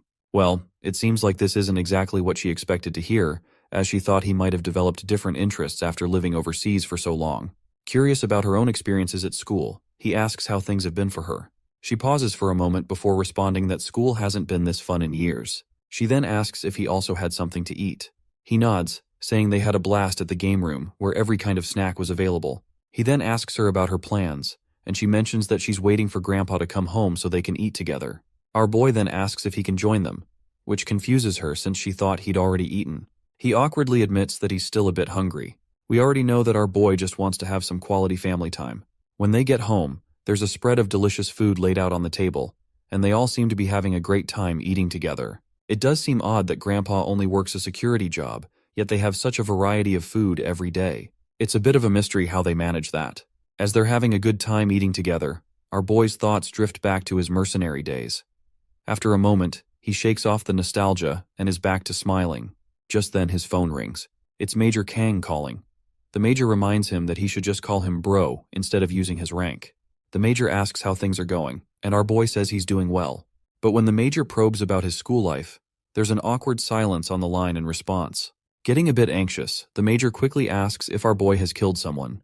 Jin quickly says no, but admits he did run into some trouble that was quickly sorted out. The Senior lets out a sigh of relief, and our boy reassures him that everything is fine now, and there's nothing to worry about. Kang is relieved and reminds our boy that they're always there for him. In response, Jin promises he won't forget that. The next day at school, we see the trio in class, but our boy is noticeably missing, and Youngchan seems a bit awkward among the two bullies. Jaehyung starts asking odd questions. Curiously, he asks who they think would win in a fight between Jin and Seokju-ko. Hyokjin points out that while Jin is good, he probably couldn't beat Seokju-ko, who's been training in combat since he was a kid. To him, our boy seems like an amateur in comparison. Jaehyung agrees, adding that Seokju-ko is one tough motherfudger. Youngchan then asks if it's true that Seokju-ko fought against 20 dudes and won. Blonde quickly corrects him, saying it was actually 30 guys. The number leaves Youngchan momentarily stunned. He even forget to breathe for a second. Brownhead explains that when a group of street thugs was harassing Yona Sin, Seokju-ko took them all out. He says it started with 10 guys, but they kept coming. By the time 30 guys showed up, Seokju was still going strong. He walked off without a scratch while the 30 thugs were left unconscious on the street, like discarded toys. The timid boy then asks about the rumors he heard, about Seokju catching the kidnappers who took Yona. He's heard that the people behind it were all retired soldiers. The blonde quickly confirms that the story about Seokju-ko catching the kidnappers is probably true as well. He insists that Jin doesn't stand a chance against Seokju because he is on a whole other level. It's sometimes hilarious to think that teenagers in these Korean manhwa are taking down entire gangs single-handedly, making the government and all those intelligence and law enforcement departments look like they're just wasting taxpayer money. In the meantime, our boy suddenly stops in the corridor when he comes face to face with Seokju. Without wasting any time, Seokju asks him straightforwardly what he's doing here. Confused, our boy makes it clear that he doesn't understand what he is getting at. Seokju simplifies his approach and asks why he is lying about his identity. He mentions that he's heard our boy had a hand in Gisu and Huijin Kim moving away. Jin clarifies that he did have some beef with Gisu, but he had nothing to do with their departure. That is when Seokju points out that he checked with the school our boy supposedly attended overseas, and they've never heard of him. Things seem to be heating up, but before we get our boy's response to Seokju, the scene shifts to Daeyeon. She's approached by Yeona, the stunning girl from earlier. After a while, the two ladies are catching up, and Daeyeon mentions she didn't know Yeona was back in Korea. Yeona explains that she just started school the day before and is actually in her brother's homeroom class. Daeyeon perks up in surprise. Yeona then points out that she doesn't remember Daeyeon mentioning having a brother before. Daeyeon explains that everyone thought her brother had died in the crash with her parents 10 years ago, but he survived. They only found out about his survival about 6 months ago. The scene flashes back to the past again. Daeyeon has just returned home and finds her grandfather frozen in place while holding the telephone receiver. Tears are streaming down his face as he reveals the shocking news that Jin is alive. This revelation leaves Daeyeon stunned, and it's how she learns about her brother's survival. Back in the present, Yeona asks why no one didn't know about her brother all these years if he was alive but didn't reach out. Daeyeon explains that Jin lost his memory in the crash, and it was only recently that he started to regain some of it, and someone helped them locate and reconnect with him. Yeona, clearly skeptical, finds it hard to believe. Daeyeon confirms that Jin only has faint memories of having a grandfather and a younger sister. After the interrogation, Yeona flashes a pleasant smile and comments that their grandfather must have been overjoyed to get his grandson back. Yeona comments that their grandfather is indeed overjoyed, explaining that after receiving the call, he cried for hours and then took time off work to enroll in cooking classes. He wanted to improve his Korean cooking skills, thinking that Jin might not have had much of that growing up. Yeona comments that their grandpa must really love his grandkids, and Daeyeon smiles, agreeing that he definitely does. But then Yeona throws a serious question her way, asking, is she absolutely sure Jin is her brother? Daeyeon looks a bit surprised but quickly gives a positive response, saying Jin is definitely her brother, and they even took a DNA test to be sure. Our girl then asks why Yeona is so interested in her brother. This question clearly catches Yeona off guard. Since she is not sure what to say, she quickly asks, almost frantically, if her brother has a girlfriend. We then cut back to our boy, who asks Seokju what the hell he's talking about. Seokju repeats his question, asking what's so important about this school that our boy had to forge his records just to be here. Jin responds by asking if he's being accused of having fake records. Seokju confirms this, saying they must be fake because, according to his research, Jin never lived in that city, and the school he claims to have attended doesn't even have a record of him. Our boy then asks about the proof, and reminds Seokju that if he's claiming the records are fake, there must be some evidence to back up the claim. Seokju is momentarily at a loss for how to counter this question. He discovered the discrepancy by digging around and talking to people connected to the school overseas, but he has no tangible proof. He's amazed at how Jin handles the situation without flinching or showing any sign of being startled. Then, our boy finally asks why Seokju is running a background check on him. In response, the blackhead explains that he can't just sit around and watch a suspicious kid who might pose a threat to his mistress. A silence falls between them for a moment, but then our boy finally answers, saying he came back home. Seokju is baffled by this vague response, so our boy clarifies that he was asked what he came here for, and his answer is simply that he returned from overseas for his family. With that, our boy starts to leave. Seokju stares after him with skeptical eyes, thinking that since he already suspects our boy has forged his records, it won't be long before he figures out his true identity. Once the class begins, we see Jaehyung quietly immersed in playing video games, while the blondie scrolls through his phone idly. Our boy Jin notices that both Seokju and Yeona are absent from class. He's intrigued by how quickly these two, having just transferred yesterday, managed to gather so much information about him in less than a day. When the bell rings, the beta bullies approach Youngchan, inviting him to play games and push ranks. They also invite Jin, but he declines, mentioning it's his grandpa's birthday today. The bullies decide to hang out themselves, and Youngchan is on board with that plan. Meanwhile, we're back with the Black Beauty, where Seokju is filling her in on the situation. He's convinced that Jin has definitely forged all his records and even questions the authenticity of the DNA test. Seokju further mentions that his research dug up some pretty rough stuff about his sister, Daeyeon. Apparently, she's been getting seriously bullied by Gisu Kim and his sister for the past 2 years. When Yeona asks just how bad it was, Seokju says it's enough to make anyone wonder how she endured the bullying all these years. He explains that the videos of her assault weren't exactly publicized, but he is pretty sure that the assault she faced was just as serious. Yeona's pretty blown away and can't help but think about how messed up kids these days can be.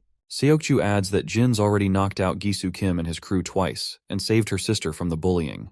Yona chuckles to herself, thinking it's kinda sweet that her long-lost brother comes back from the dead and takes out her bullies, while Yona's own siblings only ever seem to want to get rid of her. Yona's curiosity gets the best of her as she starts piecing things together. She points out that if Jin had really come to school with the intent to target her, it doesn't make sense that he'd be so upfront about it. A smart person would have stayed under the radar. Seokju agrees, noting that someone with a real plan would have kept a low profile. Yona's mind starts racing once again, and she asks if Jin might have some kind of ulterior motive related to Daeyeon's family. She brings up the insurance money from the plane crash. Seokju then reveals that the grandpa received it but hasn't used it, making it grow over the years. Furthermore, Grandpa returned the share of money which he got for Jin's death, since he was alive. But there's still a substantial amount left, so there is still a possibility that he might be after the money. Yona connects the dots and highlights that if Jin might actually be after the money, then it could mean Daeyeon is in danger from her own brother. The scene shifts back to the grocery store where our duo can be seen shopping, and as usual, Jin is drawing a lot of attention from the girls around. While they browse for items, Daeyeon takes a deep breath and admits she hesitates to ask. But her curiosity is overwhelming, so she desperately wants to know what his life was like after the crash. Our boy remains quiet for a moment, and the girl starts apologizing frantically, saying he doesn't have to answer if it's uncomfortable. But he just smiles and reassures her that it's okay. He begins his story, explaining that he was deeply traumatized and could barely think straight. He did whatever he could to survive in a place where he didn't even speak the language, staying constantly busy just to get by. The girl falls silent, absorbing this heavy revelation. Then she starts to chuckle and asks if he was too busy to have a girlfriend during that time. He nods, agreeing with a laugh. She then reveals that she was surprised to learn he's in the same homeroom as Yeona, something Yeona herself had mentioned to her. Jin is surprised to hear this and quickly asks her if she knows her. Daeyeon explains that Yeona was really nice to her before she moved to the US, and she had missed her a lot. So, when she saw her again today, it was a happy reunion. Then, with a playful grin, Daeyeon reveals that Yeona even asked her if he has a girlfriend. And of course, our boy just gives a somewhat typical reaction upon hearing this. Later, back at home, the birthday celebrations are in full swing. The siblings present their grandpa with a gift. As he unwraps it, he discovers a high-quality wallet inside, and his face lights up with joy. He's genuinely touched and feels a bit guilty for the low pocket money they have, thinking they must have spent more than they could afford. But his granddaughter just smiles warmly and reassures him that they had more than enough to get him a gift. And besides, it wasn't too expensive. The old man's hands tremble with happiness as he holds the wallet. With his voice thick with emotion, he tells them that the biggest gift he could ever ask for was already given to him when Jin came back home safe and sound. Nothing could ever top that. Suddenly, the sound of a phone ringing grabs everyone's attention. Daeyeon rushes to her room to answer it. While she's chatting on the phone, Jin tries to eavesdrop quietly. That's when he hears the girl mention she's heading out to the convenience store for a bit. The old man questions why she's going out at this late hour, and it turns out she is heading out because Yeona stopped by for a quick chat. Well, we can tell that Jin definitely senses something is off. Later that night, Jin is digging into his computer, trying to uncover all he can about SW Corporation, which Yeona's family owns. He's curious why Yeona seems so interested in him, and why they're running a background check on a random transfer student like him. Jin reflects on his conversation with Seokju when suddenly he hears a call from his grandfather. When he steps into the living room, his grandpa mentions he's heading out for a bit too. Our boy asks if he's going after Daeyeon, and the old man kinda agrees. He adds that he just needs some fresh air. Jin smiles and tells his grandpa to stay put, and he'll go check on her instead. But the old man insists on going out by himself. Jin then reminds him about the early job he has in the morning, and finally, our boy decides to head out on his own. Later, we see both girls chatting away about their studies and other topics. Yeona shares her experiences studying abroad and suggests that Daeyeon consider studying outside as well. In response, Daeyeon admits she never really thought about it before. When Yeona asks why, Daeyeon explains that it costs a lot, and she'd need to be away for several years, which means she wouldn't get to be with her grandpa for a while. Yeona finds this a bit strange, so Daeyeon further elaborates, explaining that she doesn't want her grandpa to be alone, especially since he's not in the best of health these days. However, she's grateful that her brother is always around, as his presence really helps her feel better.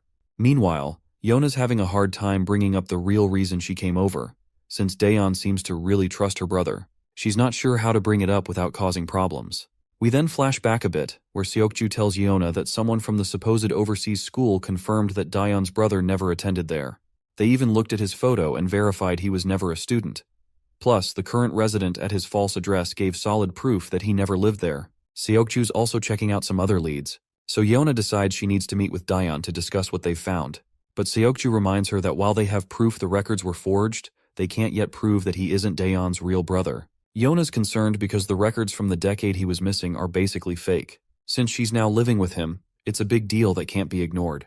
She thinks Daeon deserves to know the truth about the records and wants to at least fill her in on what they've found so far. In the present, Yona is struggling to bring up the main topic she came here to discuss, even though it's her primary reason for visiting. Just as Daeon expresses how happy she is to be chatting like this after a long time, we also see our boy making his way toward the both of the girls. However, Seokju steps in front of him, but Jin simply tries to walk past him, but the newcomer quickly tells him to stay put. In Seokju's mind, he's sure Jin must be here because he's worried they're going to share everything with Daeon. So he quickly blocks our boy's path and tells him that the both girls are just catching up and asks him to give them some time alone. Suddenly, a high-speed Volkswagen comes barreling toward them. Before anyone can react, the car slams into both of the boys, knocking them down like bowling pins. They hit the ground, as the Volkswagen screeches to a halt right where the two girls are sitting. Jin tries to stand up, but it's clear he's severely injured, especially around his head. As he struggles to focus, his groggy eyes catch sight of some shady people from the van trying to abduct both of the girls. Without wasting a second, Jin starts sprinting like a madman, but his efforts are in vain. The kidnappers have already taken the girls, and there's no way he can outrun a car, so they're left behind, helpless. The both of them quickly look at each other and, in their anger, grab each other by the collars. But after exchanging a few heated words, they realize neither of them is behind the abduction, so they let go. The black-haired guy immediately pulls out his phone and calls the security team at SW Corporation, urgently reporting that Yona has been kidnapped. He tells them to track her down using the security footage. Meanwhile, Jin starts walking off, and the black-haired guy quickly asks him where he's going and if he's actually not behind all this. Jin simply replies that he doesn't have time to argue with anyone. Seokju points out that SW Corporation's security is already on it and will find the girl soon. Until then, Jin will need to stick with him so they can confirm his identity. But our boy makes it clear that he's going to find his sister, and if Seokju wants to follow him, he can gladly do so. Seokju starts to get the sense that Jin might not be involved after all. But then our boy suddenly stops and humorously asks Seokju if he brought his car with him. The scene shifts to the bustling heart of the city's entertainment district. Inside one of the pubs, Mr. Cha is sitting back, puffing on a cigarette and enjoying his laid-back time. Just then, his lackey informs him that someone is here to see him. When Mr. Cha turns around, he sees Jin standing there. The scene then shifts to Saw Corporation, where we see a regal-looking lady sitting in her chair. I can tell she's definitely Yeona's sister because she looks just as gorgeous, with her flowing black hair. Suddenly, an assistant bursts into the room. The woman looks a bit annoyed at this sudden intrusion, and wants to know why he didn't bother to ask for permission before barging in. The assistant quickly reports that Yona has been kidnapped. The news surprises the lady, but surprisingly, she doesn't seem too troubled by it. In fact, she starts to smile faintly and seems to think that the rumors must be true after all. Not entirely sure what she's referring to, but let's roll with it. She then asks if their grandfather is still planning to go after the company.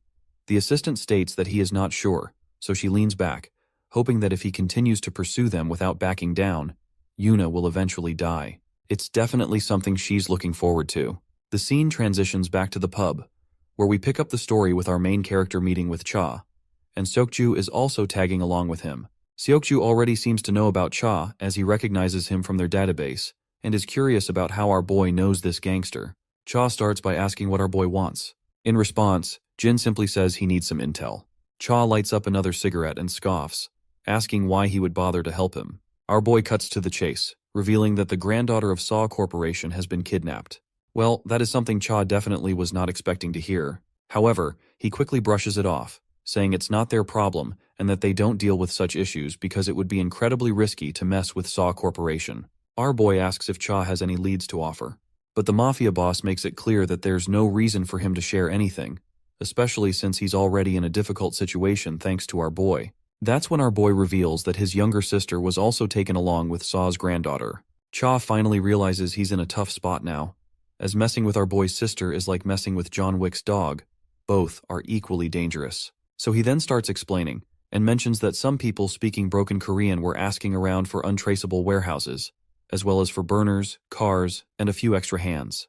The offer was tempting, but he turned them down because dealing with this kind of trouble isn't something you can easily wash off. He adds that he's heard another crew took the job, and all he knows is they're working out of Incheon. That's all the info he's got. It wouldn't be surprising if Seokju had already figured out who's behind this mess. Meanwhile, our boy starts to walk away after giving a final thanks. But then, the mafia boss tosses his phone to our boy and tells him to save his number. Jin cluelessly looks at him, puzzled about why he'd need his number. The mafia boss gets a bit agitated and clarifies that he'll need it to contact him once he digs into the warehouse for more info. With that, our boy starts entering his digits. He also asks if the bike outside the door belongs to him. Cha knows exactly what our boy is planning to do with it, so he feels hesitant to respond. But eventually, my guy takes the heavy bike, and before leaving, he tells Seokju figure his own way out to get there, because he's taking the bike. Seokju questions whether he is going to trust this shady half-baked info and going to chase those kidnappers based on that. Our boy explains that he doesn't have time to waste, because Yeona will probably be safe until the kidnappers get what they want, but there's no telling what they might do with Daeon. Seokju gets the logic behind Jin's reasoning and stays quiet, and he can tell that he is a quick and sharp thinker. Seokju then tells him that he's already passed the info to his security team and will follow him in his car. Jin just gives a cold response, saying Seokju can do whatever he wants. With that, he puts on his helmet, revs up the gas pedal, and speeds off through the streets. The scene then switches back to the girls, where we see Daeon waking up with a headache and, as she becomes aware of her surroundings, Yeona quickly apologizes, saying it's probably her fault that Daeon got dragged into this. Daeon's mind starts to recall the recent event, and she is shocked to remember that they have been kidnapped, and Yeona sadly confirms it, adding that she didn't expect this to happen so soon after returning to Korea. Just then, the kidnappers arrive, and Yeona coldly asks them why they had been abducted. One of the kidnappers snaps at her to shut up and stay quiet, and it'll be over soon enough. Of course, it does not take her long to realize that these filthy people must be planning to use her as leverage against her grandfather. One of the lackeys then asks the boss what they should do with Daeon, who was kidnapped simply because she was with Yeona. Unsurprisingly, the boss decides she is useless to them and orders his lackeys to get rid of her. But Yeona immediately speaks up, insisting she won't let them harm Daeon. The boss asks what she can possibly do, and Yeona threatens that she'll bite her tongue and bleed to death, making it impossible for them to use her as a bargaining chip. The mafia boss finds it hilarious that she's willing to risk her life for someone she barely knows. He further taunts her, urging her to go ahead and try biting her tongue. Well, the mafia boss should have been more careful with his words because Yeona doesn't hesitate and bites her tongue, leaving blood pouring from her mouth. The boss yells in surprise, while the other lackey watches in silence, clearly startled to see her steel-like guts. The boss quickly stands up and tells her that her guts have bought her some time. The lackeys ask what the next order is. The boss tells them to get rid of Daeon later and instructs them to stuff her mouth shut so she can't make any noise. The scene then flashes back to our boy and Seokju. It looks like they've arrived at the location Mr. Cha mentioned. Seokju points out that the location seems legit because SW security tracked the minivan footage to this area. As our boy starts to move forward, Seokju tells him to stop and wait for backup, since he sent their coordinates to SW security and they should arrive soon. But our boy reminds him that Daeon doesn't have much time left, so he gotta make it quick. There's no room for argument, so they proceed forward and spot a bunch of goons patrolling the area. Suddenly, our boy leaps over one of the goons, grabs him by the throat, and starts choking him out. The lackey eventually loses consciousness, and our boy quietly drags him into the shadows, adding him to a pile of other goons he's already taken down. Seokju is also helping out, and he's blown away by Jin's ability to take down opponents silently. He's so impressed that he asks Jin who the heck he is. Jin just casually replies that he's an average student at the same school. The scene shifts to SW Corporation, where we finally meet the big boss, the grandpa of the company. He's getting a report from the black-suited guy about the kidnappers' demands. The guy explains that the kidnappers want SW Corp to cancel their recent contract. If SW Corp doesn't respond within an hour or refuses to comply, they'll kill Miss Yeona. The old man asks about the security details, and the black-suited guy says that SW security will reach the location where Yeona is being held within 50 minutes. Back at the shady location, we hear two lackeys chatting.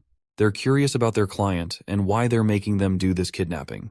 One of them says their boss has already made it clear that it's none of their business and they should just follow orders. Just then, one of the lackeys gets a smack right on the head and crumples to the ground. He turns around, wincing, to see Jin, who's already taken out the other guy. After they're done with the goons, Jin asks his fellow how many he's knocked out. Seokju says the guy he left behind makes it 5 in total. Jin then does a quick mental tally and realizes they've taken down 14 guys, meaning the enemy have got plenty of muscle and resources.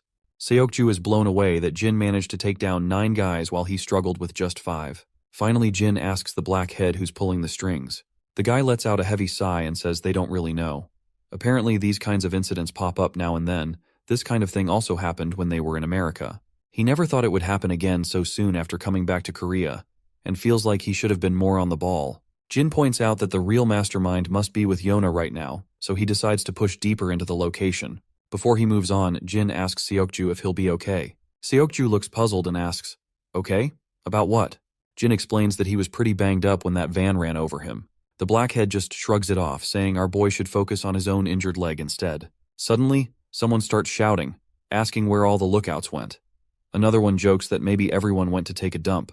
But then another questions why they'd all need to take a dump together. As they walk forward, they finally spot their guys lying unconscious. Before the confused goons can figure out what's happening, Jin delivers a brutal knee smash to one's face.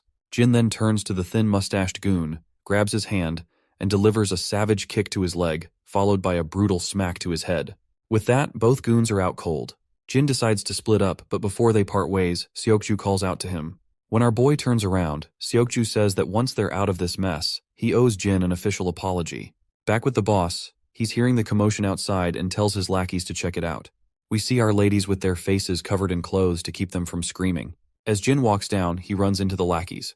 The guy in the mask points out that he has seen Seokju in pictures, so he can confirm that this brat definitely is not him. He then questions our boy how he came inside. Jin stays silent in response, and he quickly figures out these are the guys behind the kidnapping. Meanwhile, the masked guy orders his lackeys to just get rid of this brat. Just before we see Jin take out the goons, the scene cuts to Seokju, who's hiding in the storeroom, looking around cautiously. There, he finds both ladies tied up, and thankfully, no one else is around, so he figures they must all be out looking for Jin. He sneaks over to the girls, quickly pulls the mask off Yona's face, and she asks if the security team has arrived. Seokju tells her they're on their way. Yona is shocked to hear this and asks how he found them out here. That's when the mafia boss chimes in, and he is thoroughly pleased to hear that the security team won't be arriving anytime soon. The boss then says he must be Seokju from SW Corporation, and he's heard a lot about him. He adds that this brat has been quite the pain, always lurking around Yona and ruining their plans. The mafia boss makes it clear he has no clue how Seokju found their hideout, but he's certain it wasn't smart to come here alone without backup. One of the lackeys suddenly lunges at Seokju, but my guy sidesteps the attack and throws a punch of his own. However, this lackey isn't a pushover. He dodges the punch and quickly retaliates. Seokju realizes this guy is tougher than the goons they took down outside, and he's having a hard time keeping up. But then, Seokju lands a brutal whack and follows up with a devastating punch to the lackey's gut, leaving him doubled over in pain.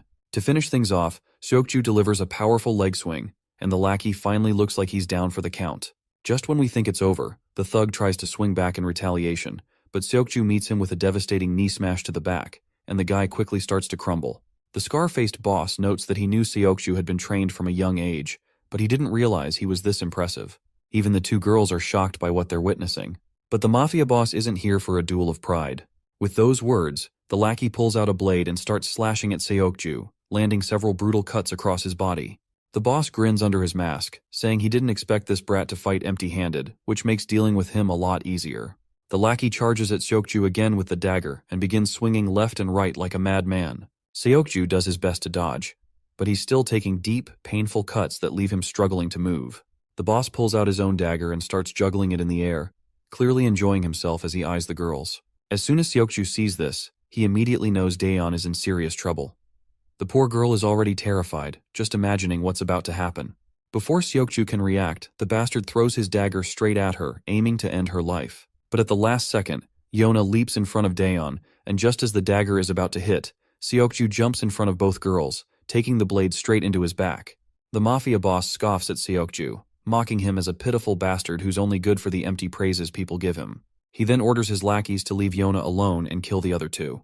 The lackeys quickly agree, and begin to walk forward to carry out the order. Suddenly, everyone hears the door creak open, and all eyes turn to see Jin making a badass entrance after taking down the goons and leaving them sprawled on the ground. Back at the club, Gangster Cha is there with his lackeys. They fill him in with the latest info, reporting that the Goshung cartel is behind the abduction. Cha is stunned by the ridiculous mistake the Goshung cartel made by getting involved with both Jin and SW Corporation. It was bound to backfire, considering how the cartel never digs into their clients before taking a job. One of the lackeys then asks Cha why he helped Jin. He further points out that Jin is the one who put them in a tight spot, and he's the one who exposed all the dirt on the Kim family they'd been keeping under wraps for years. Cha lets out a big sigh, saying he had no choice. He points out that he's just an old man who couldn't possibly take on a kid like Jin, and they can't just take revenge on him, especially since it was the Kim family who messed with him first. The lackeys then remarks that they don't have to help Jin either. Cha falls silent for a moment, then chuckles to himself, and further states that he had no choice but to help him since his sister was kidnapped. Back at the hideout, Jin makes his grand entrance. The lackey leader asks who this guy is, while Yona is stunned to see him. Diane is also shocked to see her brother, and when she mentions this out loud, the mafia boss overhears and realizes Jin is her brother. The boss bursts into laughter, nearly losing his breath. He finds it hilarious that he kidnapped a girl, and now her adorable brother is here trying to save her. He finds the whole situation quite amusing. Meanwhile, Jin turns to his sister and asks if she's okay. Daeon starts to cry, her tears streaming down as she begs her brother to just get out of here. Meanwhile, Yona is heartbroken seeing these two siblings dragged into this mess because of her. She shouts at the lackey leader and offers to cooperate and tells them to let everyone else go in exchange for her cooperation. The mafia boss snaps back, asking why he should do her any favors. Yona falls silent, realizing she doesn't have much leverage. Seokju, battered and bruised on the ground, watches Jin with a mix of admiration and amazement. Despite the tense situation they are in, Jin doesn't seem to flinch. Finally, the lackey leader orders his goons to take Jin down. He says they've already given him enough time and it's time to finish this. The lackey steps forward, dagger in hand, ready to take down Jin. But before he can make a move, Jin quickly deflects the attack, grabs the lackey's wrist, and drives the dagger into the lackey's own chest. The mafia boss is utterly stunned by this turn of events, and Seokju watches in shock as well. Daeon is also blown away by the sight of her brother's skill, and her brother quickly tells her to close her eyes. The girls quickly comply, shutting their eyes tightly. Jin then slashes the lackey, leaving deep, bloody gashes across his body. Blood splatters everywhere as the lackey collapses to the ground, covered in his own blood. Yona is still trying to process what just happened, because it's all too overwhelming for her. Meanwhile, Seokju is left in absolute awe, realizing Jin isn't just swinging his knife around aimlessly. Instead, he has expertly severed the lackey's muscles and ligaments to neutralize him. The mafia boss is also quite amazed to see this, and comments that he doesn't seem like a brother at all, but more like a bodyguard. Jin keeps advancing toward him, and the boss retracts his previous statement quickly. He admits that Jin must be more than just a bodyguard because no ordinary kid could wield a knife like that and maintain such a cold gaze. He then brushes it off, saying it doesn't really matter because he's still planning to kill Jin anyway. He swings his dagger at him, but my guy quickly ducks down with a godspeed, and the boss keeps on swinging his dagger left and right. As the mafia boss lunges at Jin with his dagger, Jin easily blocks the attack with one hand and swings his own dagger at the boss. The boss, quick on his feet, steps back just in time to avoid the brutal hit. The two engage in a deadly dance of blades, each strike more vicious than the last. But this time, Jin's blade finds its mark, slicing through the boss's hand, leaving it temporarily useless. The mafia boss, now in pain and disbelief, demands to know who Jin really is. But my guy remains silent, his expression unreadable as he prepares for the next round. Without hesitation, the mafia boss charges at Jin again. This time, Jin effortlessly grabs his wrist, and with a quick motion, slashes through the boss's other hand. After delivering a few brutal cuts, Jin follows up with a crushing punch to the lackey's face, leaving him staggering backward with a bloodied nose. The mafia boss, now enraged and desperate, grabs a gun and aims it directly at Jin. But before he can pull the trigger, Jin throws his dagger with deadly accuracy.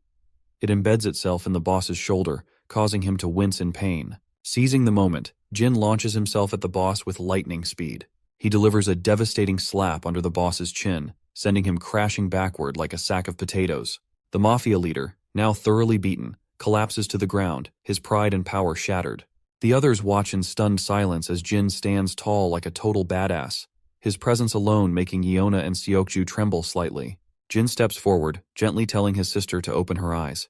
When she does, she sees him standing right there, a reassuring smile on his battered face. Without missing a beat, he tells her he's here to take her home. Yona is momentarily shocked by his injured appearance and places her hand over his wounds, asking if he's okay. Jin, with a warm smile, reassures her that he's fine, despite the injuries. His calm behavior and comforting words make her emotions overflow, and she starts to cry uncontrollably. Jin does his best to comfort her, his own heart aching to see her so upset. Yona is deeply moved by the compassion Jin shows for his sister, observing them with admiration. The next day, we are at SW Seoul Medical Center. Jin sits quietly in the corridor, his handsome face drawing the attention of passing nurses. His phone buzzes with a message from Jae-hyung, who's curious why Jin isn't at school. Jin replies that he's got an errand, and as he checks his messages, he sees his friends excitedly discussing their hangout and teasing him for missing out. Jin smiles as he reads his friends' messages, feeling a warm connection despite missing out. He leans back in his seat, letting his gaze drift around the corridor. His eyes fall on the room across from him, marked with a sign that reads, Psychiatry Department. The scene transitions to later that night. After Jin's intense battle with those Goonies, the police and authorities arrive at the scene. They round up all the criminals present, and doctors begin tending to Jin's sister. Yona approaches Jin and tells him that he should take his sister to the hospital, and promises to take care of the bill. Jin looks puzzled and asks why, given that his sister seems to be unharmed. Yona explains that even though Daeyeon doesn't appear injured at the moment, she may have sustained unseen injuries. The trauma of the situation is significant, and she emphasizes that it's crucial to ensure Daeyeon gets thorough medical attention. She also mentions that she recently discovered Gi-soo and Huijin Kim had been harassing Daeyeon, and while she's relieved they've been penalized, the resolution for the victims is still incomplete. She further explains that speaking with a counselor could be beneficial for Daeyeon after the traumatic experience. This is why we are waiting outside a psychiatrist's office rather than an emergency ward. As Daeyeon exits the room, she approaches Jin and asks if he's been waiting long. Jin reassures her that he just came here a few minutes ago. He then inquires about what the doctor said. In response, she explains that there's nothing serious to worry about. She will need to attend sessions once a week for a while, but overall, she's fine. Jin also shares that his own injuries are minor, just a few light bruises. The girl also let out a sigh of relief. She is relieved that he's okay. Jin's mind drifts back to how she was so emotional after being bullied, a tough reminder of everything she went through. She calls out to him, and he flashes her a smile, asking what's up. She just smiles back and says she forgot for a moment what she was going to ask. But inside her head, we can tell she's hesitant to bring up her question. The scene shifts back to earlier when the doctor was checking on her well-being. In the background, she overhears soldiers talking, completely amazed that a kid took down most of the kidnappers on his own. It just doesn't make sense to them. At that moment, Daeyeon is just as stunned by what the soldiers are saying. She's curious about how Jin can fight so well and what his life was like before coming back to Korea, but she can't make herself ask her any of these questions. As they walk down the corridor, they run into Yeona.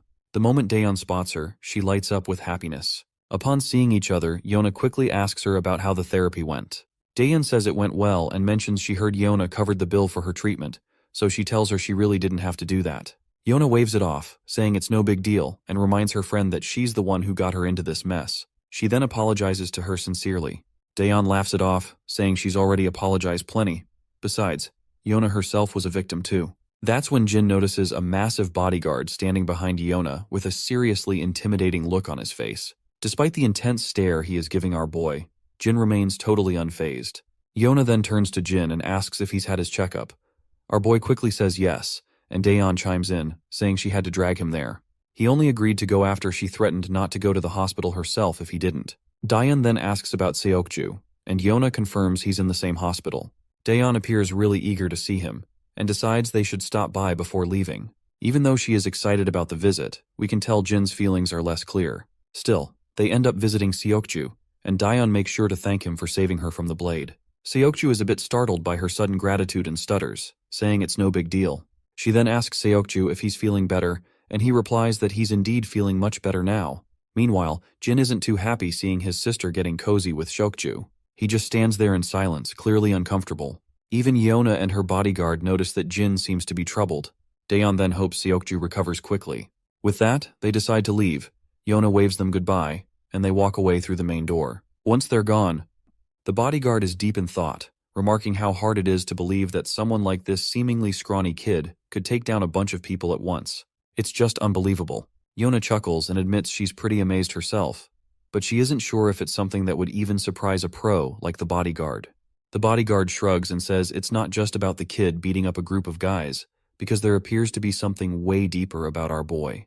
The bodyguard explains that our boy quickly and quietly neutralized over 10 guards, which is no easy feat. Even a trained pro would struggle to do that without some kind of backup.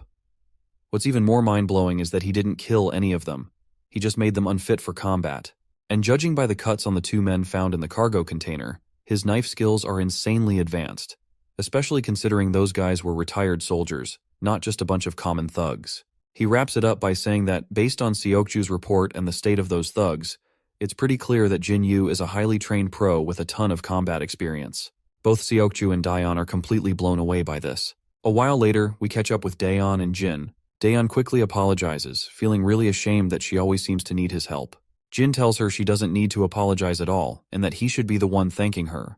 Daeon is startled to hear this, and Jin continues, saying he understands what it feels like to have a family now. You see, it is for the first time in his life he put someone else's safety above his own without any calculations. Something he'd never experienced before coming to this country. So, he's starting to get what family really means. We then see the same woman with short black hair again, and I will say it once again, she's likely Yona's sister, and she looks utterly distraught that Yona was rescued safely. The reporter details that there is suspicious rumor going around. He elaborates that while Seokju played a key role in the rescue, the exploits of another student who accompanied him were even more extraordinary. She asks how that's possible, and the reporter responds that even the chairman has taken an interest in this student, and we already know that this student is our boy, of course. The woman is shocked and wonders if these rumors might actually be true. We see Jin once again doing some hardcore pull-ups. As he works out, his mind flashes with images of the people he fought that day. Just as he's lost in the intensity of the exercise, Daeon knocks on the door and mentions that she's brought some fruit. While Daeon munches on the delicious fruit, Jin arrives and quickly asks his sister how she's feeling. She responds that she's already answered that question 1,000 times, and she's fine. Once Jin sits down, he notices something on Daeon's mind, so he asks her what's up. That is when she assures him that she does not hate him just because she saw him fighting and beating those guys brutally. She claims that it doesn't change how she views him. After all, he did all this just to save her, and she won't ask him about his past either. Daeon then gets somber, saying she was never able to tell Grandpa about any of the bad things that happened at school. She just wasn't ready to share it with him. But now, she feels more relaxed, as if she can open up about anything. Suddenly her phone rings. It's Yona on the call, so she grabs the phone and heads to her room while still on the call. A while later, we see Yona sitting in front of Jin, who quickly tells him to take a seat as well. Jin sits down and asks why she wanted to see him. Yona explains that she wanted to apologize for putting Daeon in such a dangerous situation. Even though she's already apologized before, she wanted to say it to him personally. She explains that Seokju will also come to apologize in person once he's better. She also wants to thank Jin for saving her as well. Jin makes it clear that he only went to rescue Daeon, not Yona. She shrugs, saying that it doesn't change the fact that she was saved thanks to his intervention. Once she's finished, Jin asks if there's anything else she wanted to say. Yona admits that she also wanted to let him know that they will stop investigating his background, so she is hoping that he is not too mad that they tried to dig into his past. She then lets out a sigh, and explains that she couldn't ignore the fact that all of his documents were forged. After a recent kidnapping attempt in America, it raised some red flags for her. She's been in many tough situations since she was little because of who she is. She says that although they never figured out the truth behind his fake records, she won't be investigating it further. Jin starts to leave, saying if there's nothing else, he'll be on his way. Yona looks startled and asks if he could spare a couple of hours because her grandpa wants to meet him and thank him in person. While Jin is heading back, he replies that there's no need for that since he wasn't there to rescue her in the first place. Yona falls silent, and Jin heads home, walking down the dimly lit, gloomy alleys late at night. As he walks, we see a familiar person over that street. As the scene zooms in, we see that this is one of Mr. Cha's lackey, who has been brutally shot in the gut, and it does not take long for our boy to recognize who this man is. The man is barely holding on to his life, but makes sure to start berating Jin, blaming him for putting his gang in danger. He explains that they were already struggling after Jin exposed the Kim family. Then, their boss also helped our boy by tipping off the location of the Goseong cartel, which stirred up trouble between the Goseong cartel and their gang. Mr. Cha's turf is now under attack. His friends and lackeys have already been killed, and the Goseong cartel leader made sure to personally visit Dushik Cha. When Goseong finally faces off with Cha, he throws a verbal jab, asking why he doesn't just give up before making a fool of himself in front of his men. Cha responds with a jab of his own, pointing out that he's already sent most of the crew on a weekend off. Yet Goseong brought his entire platoon of lackeys. Then another guy in a coat chimes in and tells Cha that he really shouldn't have stirred up trouble by messing with the Kim family. And when it was not enough, he tipped off Goseong and his men recently. Our gangster throws another brutal jab, and this time, Goseong himself loses his cool, and he is going absolutely bonkers to what just Cha said. He furiously orders all his lackeys to charge at Cha, and the gang rushes at Cha like a pack of wild dogs, ready for a fight. But our beloved gangster isn't just any weakling. He deftly ducks, letting a punch zoom past over his face, and retaliates with a devastating blow that leaves his attacker reeling. Another lackey tries to swing at him, but ends up taking a brutal hit right under the chin, crashing to the ground in a pool of blood. Gosung grits his teeth in frustration while Cha continues to drop lackeys as if they're mere flies. Suddenly, Cha takes a brutal jab with a stick from behind. He groans in pain but quickly recovers, throwing a punch in return that sends his assailant crashing down for the count. Even though Cha manages to take out a bunch of guys, the sheer number of lackeys is overwhelming. It's clear that despite his skill, he won't be able to take them all down like this. Our beloved gangster takes his stance, knowing he's up against copious amounts of people, and is furious that Goseong brought so many guys when he knew Cha does not have most of the men in the club. He can't help but smirk when he thinks about our boy, and wonders if he has saved his little sister by now. With the speak of the devil, Jin arrives outside the club. The lackeys standing guard tell him to get lost, but Jin isn't about to take orders. He delivers a brutal kick to one of them, sending him crashing to the ground and leaving the other two speechless at Jin's audacity. He then dismounts from his bike, and the two remaining lackeys try to take a swing at him. But Jin effortlessly grabs one's hand and delivers a devastating smash to his face, leaving blood splattering everywhere. The remaining lackey tenses up at the sight and ends up taking a heavy kick to his gut. With both goons taken care of, he moves further into the club, only to find a brutal scene of dead bodies. As he advances, a group of arrogant thugs orders him to leave. But our boy remains unfazed and keeps walking toward them. One of the thugs steps up, yammering some nonsense, but my guy quickly silences him with a single blow, sending him crashing to the ground and leaving the others utterly terrified. Despite their fear, the thugs recklessly charge at him, and our boy begins to deliver blows, taking them down one after another. The scene switches back to Gangster Cha, who is now exhausted after knocking out a bunch of thugs. Goshong is absolutely livid, unable to believe that Cha is holding his own for so long by himself. On the other hand, Goseong's assistant feels a sense of relief that they only attacked Cha while he was alone. Otherwise, it would have been a massacre. More lackeys charge at our gangster, but he quickly takes out the one in front of him. Before he can fully move around, he receives a devastating punch to the face. Cha responds in kind, delivering a powerful punch back with equal force. At this point, Cha is barely hanging on.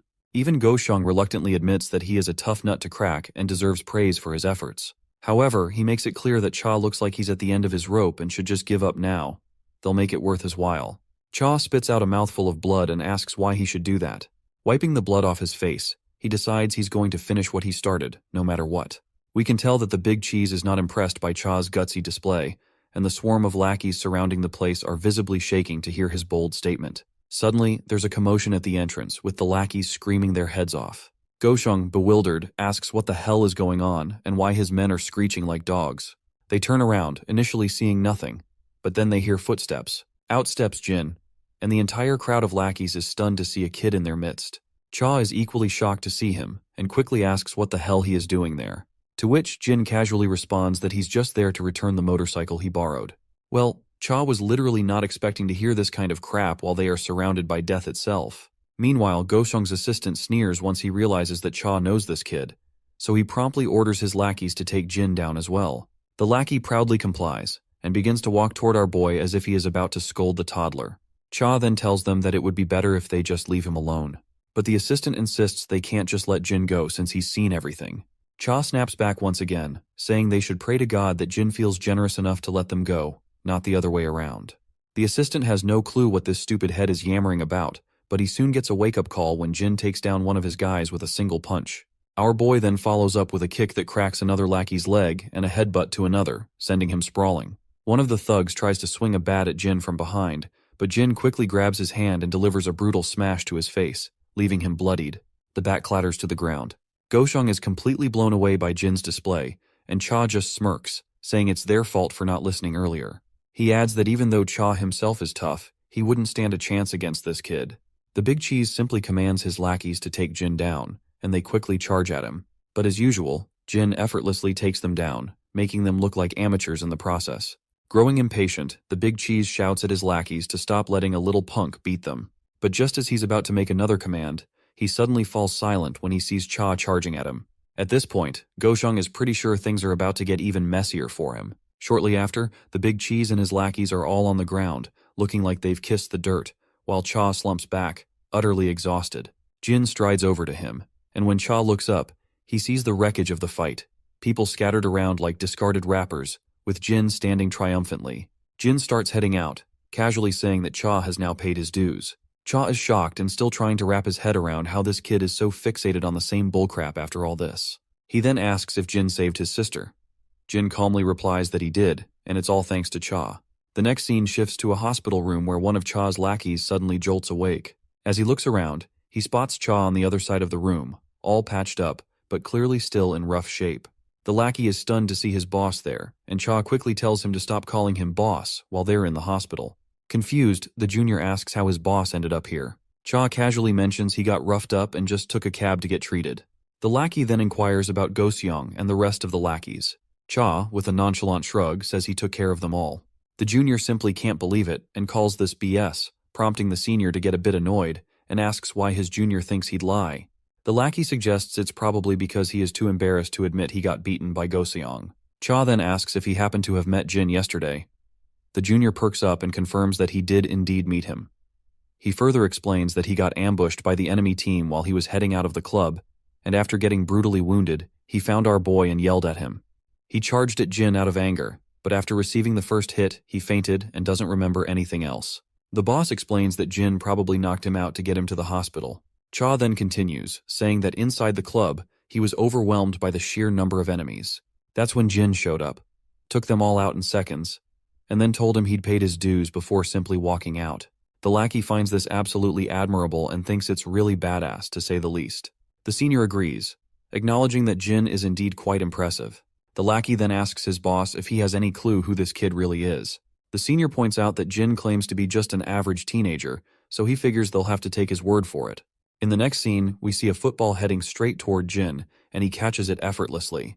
The referee immediately announces it as a handball, leaving everyone on the playground absolutely shocked. His friend, visibly annoyed, reminds him that he's not supposed to grab the ball because he's not a goalkeeper. Jin is confused about why he's getting an earful, apologizes anyway. Suddenly the bell rings, and Jin's friends call out to him, asking if he has time to hang out since today is the only day Youngchan doesn't have lessons after school, and they're planning to do some gaming together. Jin tells them to go ahead, and that he'll meet them at the location later, because he needs to walk his sister home first. His friends are a bit bewildered and ask if he's started to babysit his sister again. Jin explains that she's not feeling well lately. Blondie decides to save a spot for Jin, and meanwhile, Daeon is preparing to leave her class. She's thinking about making kimchi stew for Jin because he loved it the last time. However, she's unsure if he can handle spicy food, so she's considering making a milder soybean paste stew instead. Suddenly, she hears a buzz of excitement from the other girls in her class. They're all gathered by the window, swooning over Jin. Some find him hot, while others are hoping he'll become their boyfriend. The girls even turn to Daeon and ask if her brother is dating anyone. Daeon is caught off guard by their dripping enthusiasm about her brother, so she hesitates, and then reluctantly says that he mentioned he's not dating anyone. As the ladies dash back over the window, Daeon smiles faintly, clearly pleased that her brother is well known among the girls.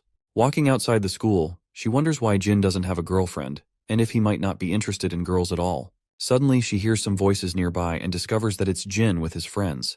Startled, she quickly tries to greet them as politely as possible. One of the more bashful lackeys blushes at her cuteness and just waves in response to her greeting. The boys decide to head off to the game room, hoping Jin will meet them there. Once they're gone, Daeon asks if Jin is hanging out with his friends. He confirms that he is, but adds that he'll stop at home first. When she asks if it's because of her, Jin explains that he just left something at home, but she still insists that she can walk home on her own since it's still bright outside. However, Jin claims that he really needs to pick up something he left at home. She then points out that he doesn't need to go out of his way for her, just like she told Yona when she offered to have security escort her. All she wants is to lead a normal life.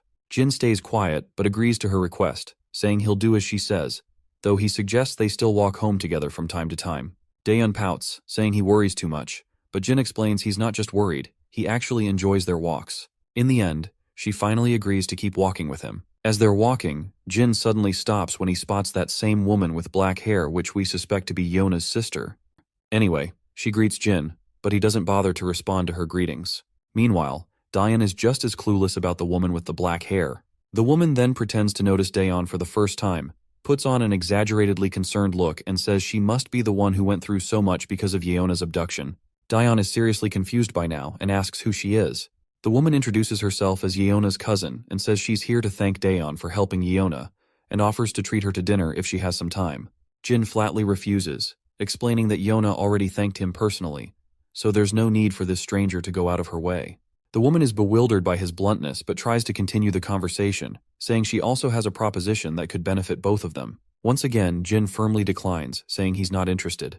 He then just starts to walk away, leaving this arrogant woman absolutely fuming.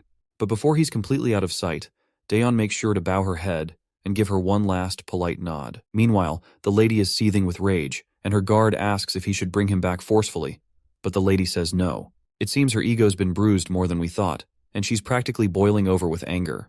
Next up, we're in the gaming room where everyone's glued to their TV screens. While they're all deeply immersed in their game, Youngchan decides it's time to take a dump. As he's heading down the hall, he accidentally bumps into a cocky punk. This guy immediately starts threatening Youngchan, barking at him to watch where he's going. Youngchan, poor guy, is practically shaking and stumbles out an apology. But Mr. Cocky isn't done. He's about to slap Youngchan across the face. Just in the nick of time, Jae-hyung bursts onto the scene and saves his friend from getting slapped. Jae-hyung strides over cockily, telling the cocky punk to get over it, because there's no need to make a scene over a little shoulder bump.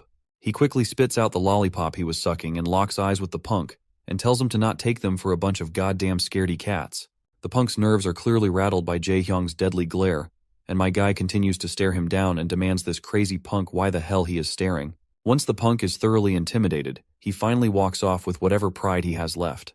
Jae-hyung lets out a puff of air through his nostrils, looking pretty pleased with himself. On the other hand, Youngchan still appears to be in shock, watching his friend and reflecting on the turn of events. It's a bit of a shock to him, considering Jae-hyung used to be the one bullying him, and now he's the one coming to his rescue. Orangehead tells them they'd better hurry, or Hyokjin will start giving them grief for being late. So, they head toward the toilet, while Youngchan still can't believe his eyes that this dude saved him. When they finally return, Hyokjin asks why taking a dump took so long. Orangehead explains there was some idiot trying to mess with Youngchan. Hyokjin's interest peaks, and he quickly asks who it was. Orangehead says the guy was wearing a Gosok Tech uniform. Blondie then turns to Youngchan, checking if he's okay. The timid fella simply replies that he's fine, because nothing had happened since Jae-hyung interrupted just in time. Orangehead decides it's time to just dive into the game. But then, a bunch of rowdy people burst into the gaming room. It's the same guy Jae-hyung bumped into earlier, and he's brought his lackeys to get revenge for the humiliation. Hyokjin is completely absorbed in his game, and doesn't notice the people standing over his left shoulder. When he finally looks up, he sees a bunch of goons towering over him, and the leader of the gang quickly tells him to step outside. Both Hyokjin and Jae-hyung realize that shit is about to get real, and Youngchan is shaking, terrified just thinking about what's coming next. Once they head outside, Youngchan is trembling with fear, feeling utterly terrified because they've gotten into this mess because of him. The cocky guy from before starts bragging about how Orangehead was all talk and no action, claiming it'll be easy to take down him and his other friend. But our Orangehead doesn't back down. He mocks the cocky guy, pointing out how he was scared and walked off quietly earlier, only to come back with his lackeys.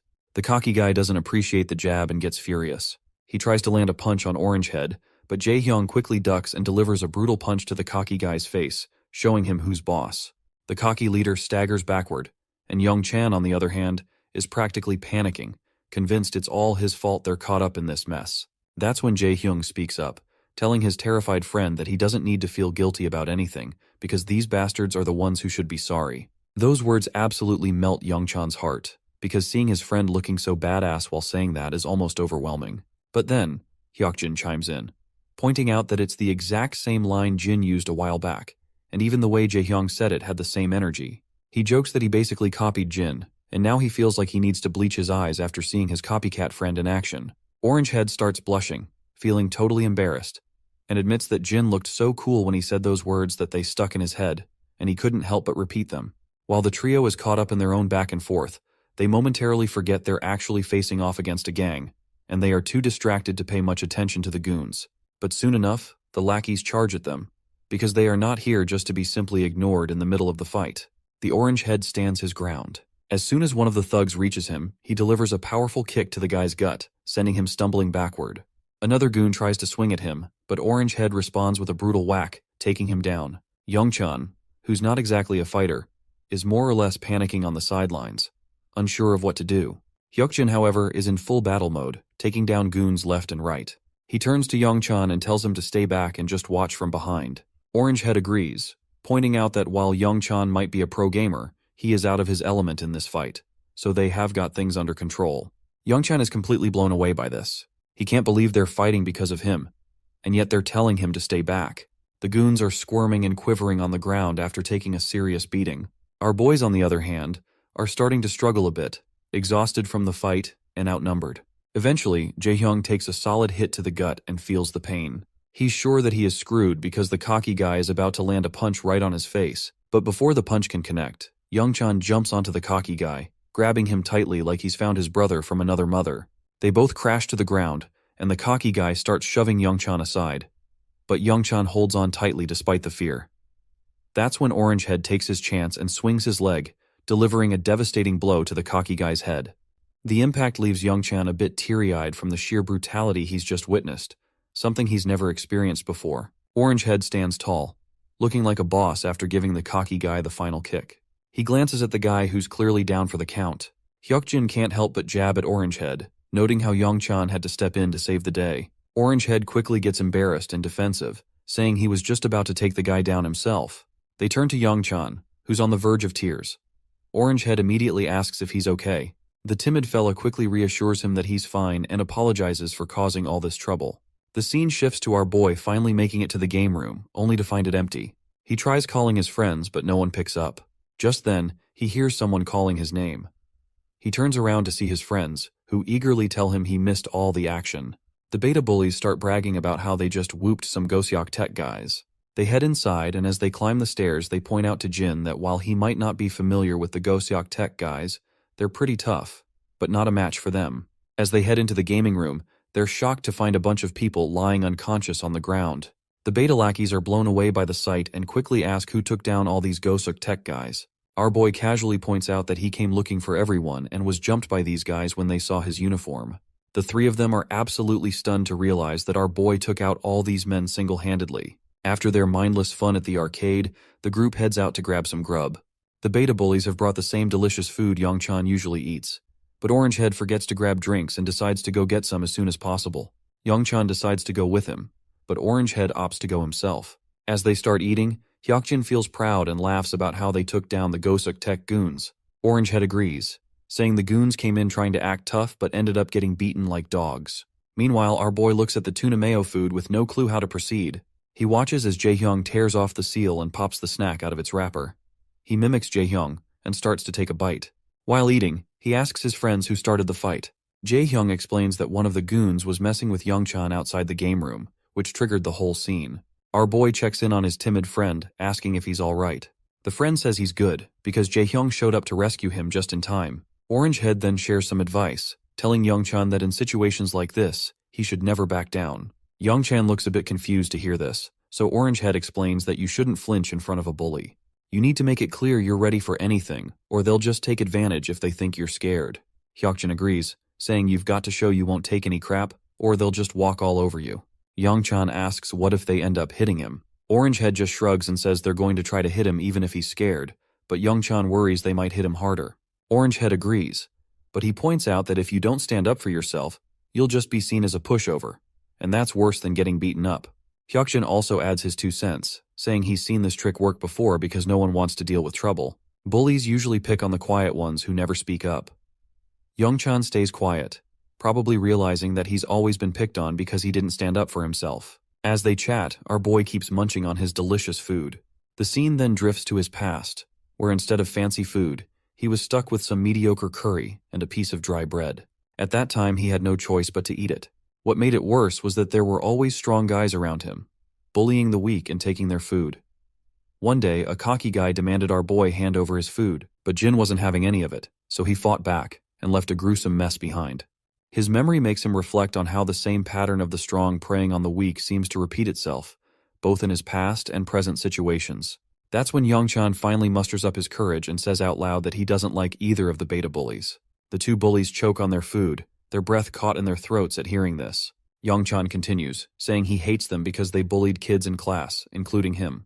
Orangehead looks curious and asks when they even bullied anyone. He points out that they only joked around sometimes, nothing more. The blondie also agrees, saying that they never physically hurt anyone in class or made anyone do their dirty work. Compared to some of the other guys, like Gisu Kim, they're practically saints. But Youngchan stands firm, saying that even though they might just be joking or playing rough, it's still a form of violence to others. The beta bullies are stunned, because they are not sure what to think of it. Youngchan further continues, explaining that it's the same kind of violence no matter how big or small. He resents them for being so cruel without a shred of guilt. Once he is done speaking, he points out that since beta bullies told him to stand up for himself, he spilled everything he had in his mind to try it out. The beta bullies are completely thrown off by Youngchan's words. The blonde one is at a loss and says no one's ever told him anything like that before. He didn't realize people could see their actions that way and thought they were just joking around. The other bully also agrees, saying they figured it was okay since they weren't as bad as some of the others. Youngchan, still feeling nervous, explains that he was surprised by how nice the beta bullies seemed when he hung out with them. He guessed they didn't realize that what they were doing was a form of bullying. Feeling guilty, Orangehead quickly apologizes. The blonde also says sorry, admitting they're not sure how to fix things but at least want to offer an apology. On the other hand, our boy is still messing with his food. When he takes off the shell of his rice ball, it drops to the ground, and he's totally bummed out to see his meal ruined. His friends don't really know how to react, and they end up yelling at him when he tries to eat the rice ball after picking it up. In the bustling heart of the city, we find ourselves back at SW Corporation. There, we see that same woman who claimed to be Yona's cousin is sitting at her desk. Suddenly, Yona storms into the room, clearly fuming, and she yells this woman's name, Jie. The sassy lady looks up and smiles at Yona, but before she can say much, Yona cuts her off with a sharp tone, demanding to know if she met Jin recently. Jie tries to play it cool and reminds Yona that it was actually Yona who was tracking Jin's background because she was suspicious of him. Yona frustratingly admits that she did investigate Jin, but had promised him she wouldn't pursue it further. Now she is also telling Jie to stop nagging our boy as well. Jie raises an eyebrow and reminds her that she shouldn't forget the kind of world they live in, especially given the recent kidnapping event. So, she makes it clear that they are not taking any chances, and our boy's background is a major concern. Yona insists that Jin wasn't involved in any of the recent trouble, but Jie quickly interrupts, saying that just because Jin helped with a rescue doesn't make him trustworthy. Jie's manager also chimes in, pointing out that Jin's identity is a significant issue for the school. They emphasize that a school affiliated with SW Corporation shouldn't have accepted a student with fake records, and they make it clear that they won't overlook this matter. Yona frustratingly grits her teeth, while Jie just smiles with a hint of satisfaction. She explains that they might receive some good news soon. Curious, Yona asks what kind of news she is talking about. Jie's manager explains that Jin's records were restricted, so they had to consult higher-ups in their network to obtain more information. Jie looks at Yona with a challenging smile, asking if she's not curious about Jin's true identity. Yona firmly states that she doesn't care, emphasizing that Jin saved her, which is more than enough for her. Just then, the telephone rings, grabbing everyone's attention. Jie's smirk widens as she says it's time for them to hear the news together. She answers the call, and the caller announces that they have news to deliver. As Yona waits anxiously, Jie expresses hope that the caller will reveal information about Jin's identity. The caller responds that the higher-ups have decided that SW Corporation should refrain from any further inquiries into Jin's background. The announcement leaves Jie visibly pale, and the guard stunned as well. Her frustration boils over, and she starts yelling at the caller, demanding to know how they can simply let the matter slide. The caller makes it clear that, given the enduring relationship between SW Corporation and the government, they have decided to overlook the matter. The caller explains that Jin is estranged from his family due to an unfortunate plane crash and is essentially a young man who has found his way back home. They emphasize that it would be best to let him live his life without further scrutiny.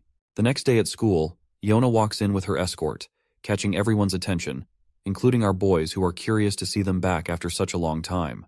Yona suddenly starts looking at them with a direct gaze, which makes Youngchan feel uneasy. She approaches him and simply asks if Jin isn't in school today. Youngchan, looking around for Jin, explains that he was just here, but Jaehyung explains that he just got called to the office a few minutes ago. As Yona and her escort, Seokju, settle into their seats, her escort reveals that the chairman is at the school right now. Yona is surprised to hear that her grandfather is at the school, and wonders why he didn't inform her of his visit, and if Jin might have gone to meet him in the office. In the office, we finally meet the old man we've been hearing so much about. He's thrilled to finally meet our boy in person, especially since our boy had previously turned down a meeting, so he came by himself to thank him for saving Yona. Our boy responds that there's no need for thanks. He was just trying to rescue his sister, and Yona happened to be there too. The old man acknowledges that he knows, but he still wanted to express his gratitude for saving his granddaughter and apologize for involving his sister. Our boy clears things up again, letting the old man know that he doesn't need to worry about that since Yona has already apologized. The old man stays silent after hearing this, and our boy starts to head into the classroom. That's when Grandpa finally asks if he will become Yona's bodyguard. Not surprisingly, he flatly refuses and makes it clear that this isn't something an average teenager like him can handle. The old man reminds our boy that an average teenager couldn't really handle a unit of kidnappers made up of former Special Forces soldiers either. Jin then points out that Yona already has an internal security team guarding her 24/7. The old man agrees but says that a security team can't be with her at school, and besides, she wouldn't be able to live normally with a team trailing her all the time. He explains that Seokju was in charge of her security, but the recent incident made him realize he isn't the right person to protect her, so he's thinking of giving the job to our boy. Jin starts to walk away again, saying he can't help. The old man goes quiet for a moment, and then says he wasn't just here to thank him for saving Yona. He also wanted to thank him for what he did 3 years ago. As soon as our boy hears this, he freezes and quickly turns back toward the old man.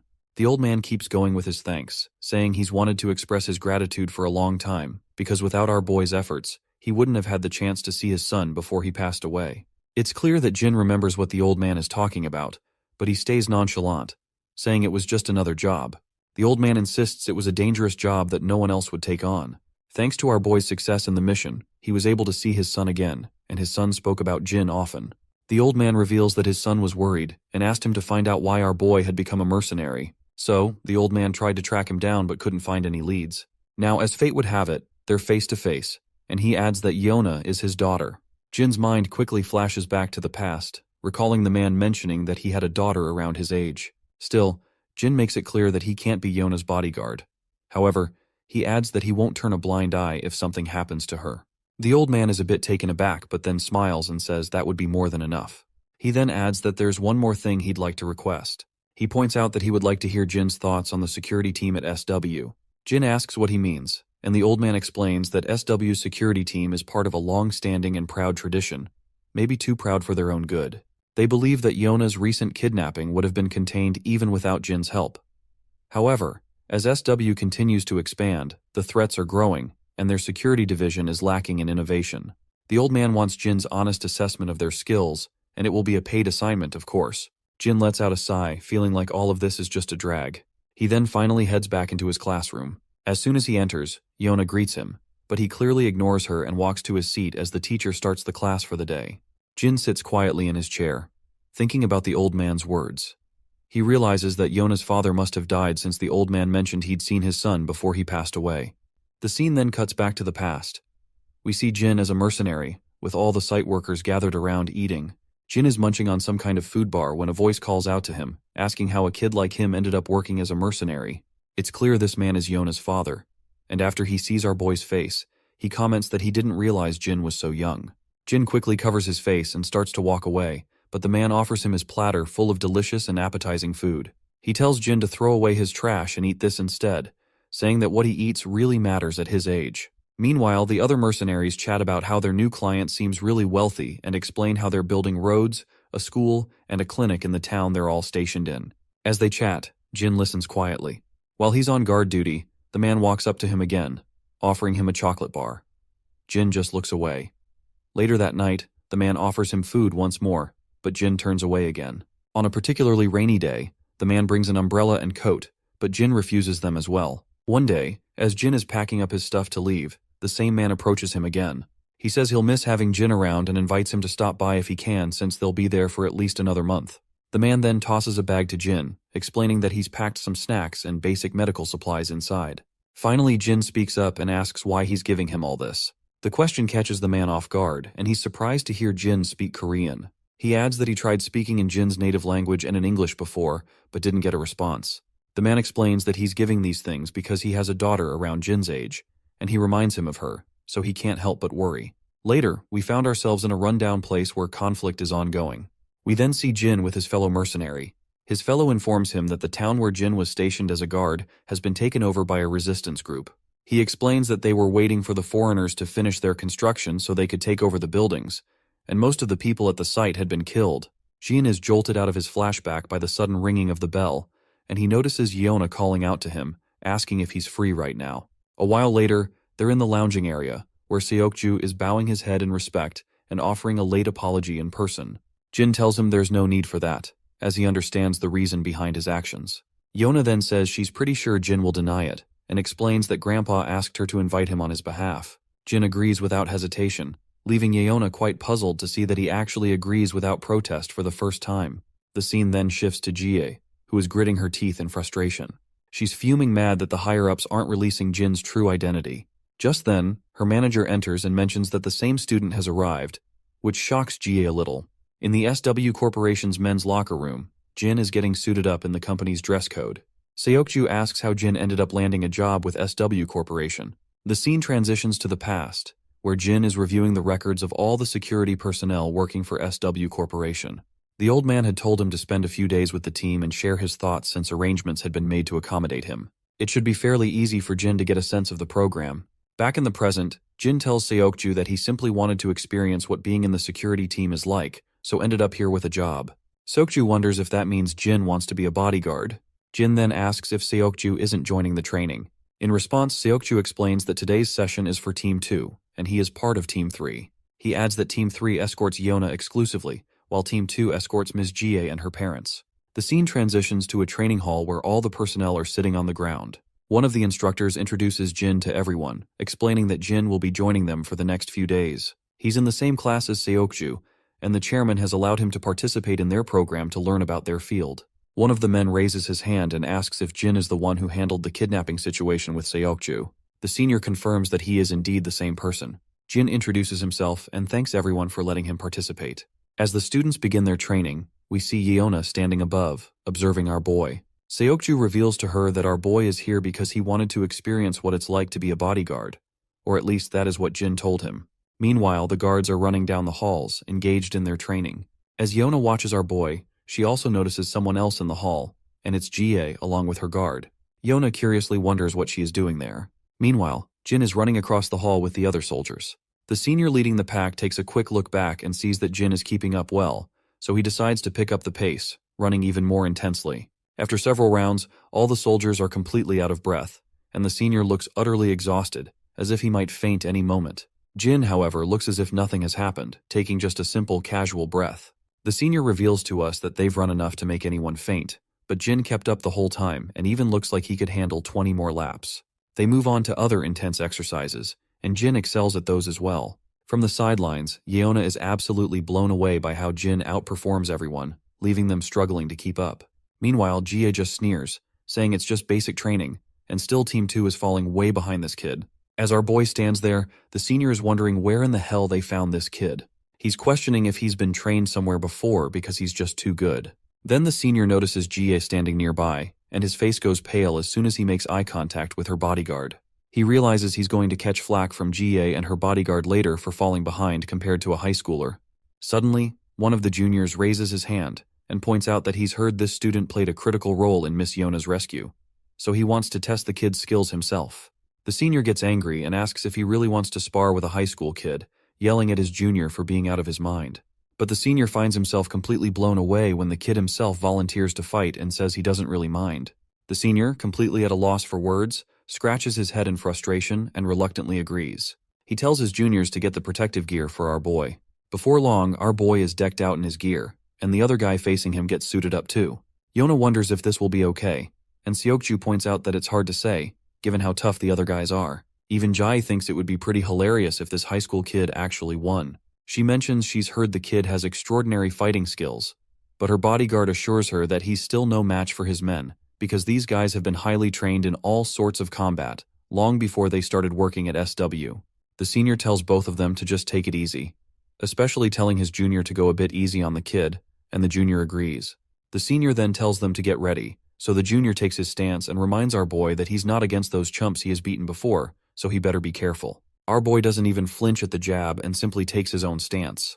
As soon as the senior signals the start of the fight, the junior lunges at our boy with an incredible burst of speed and swings a punch right at his face. But our boy quickly steps back. The junior swings again with full force, but Jin dodges effortlessly once more. Yeona, growing anxious, points out that the soldier wasn't supposed to go that hard during a sparring match. But the soldier, however, keeps coming at Jin, swinging his fists left and right. Jin continues to dodge every attack effortlessly. Then, Jin quickly kicks the junior's leg, causing him to stagger. Seizing the moment, our boy balls up his fist and throws a brutal punch. But the soldier quickly raises his hands to block, avoiding a direct hit. The fatty mocks our boy for his futile attack and gets ready to hit him with a punch of his own. But Jin quickly deflects the incoming fist and counters with a brutal blow right to the bastard's face. That display of power leaves Yona breathless, and even her guard finds it pretty impressive that Jin struck precisely where the fatty's face was exposed. As the fatty writhes in pain, Jin grabs him by the head and delivers a vicious knee smash to his face, leaving him bloody and beginning to collapse to the ground. GA is absolutely blown away by what just happened, while Jin stands there as the clear winner, with his opponent slumped unconscious on the ground. He removes the protective gear from his head, and both the senior and the other soldiers are stunned by the turn of events. Seokju notes that they were clearly instructed to take it easy, but this was just too intense. GA speaks up again, questioning if this kid is really the 19-year-old they claimed he was. Meanwhile, her bodyguard is fuming at the top of his head, as Team 2 is part of his crew, and he is not at all happy to see one of his soldiers going down like flies after being beaten by a teenager.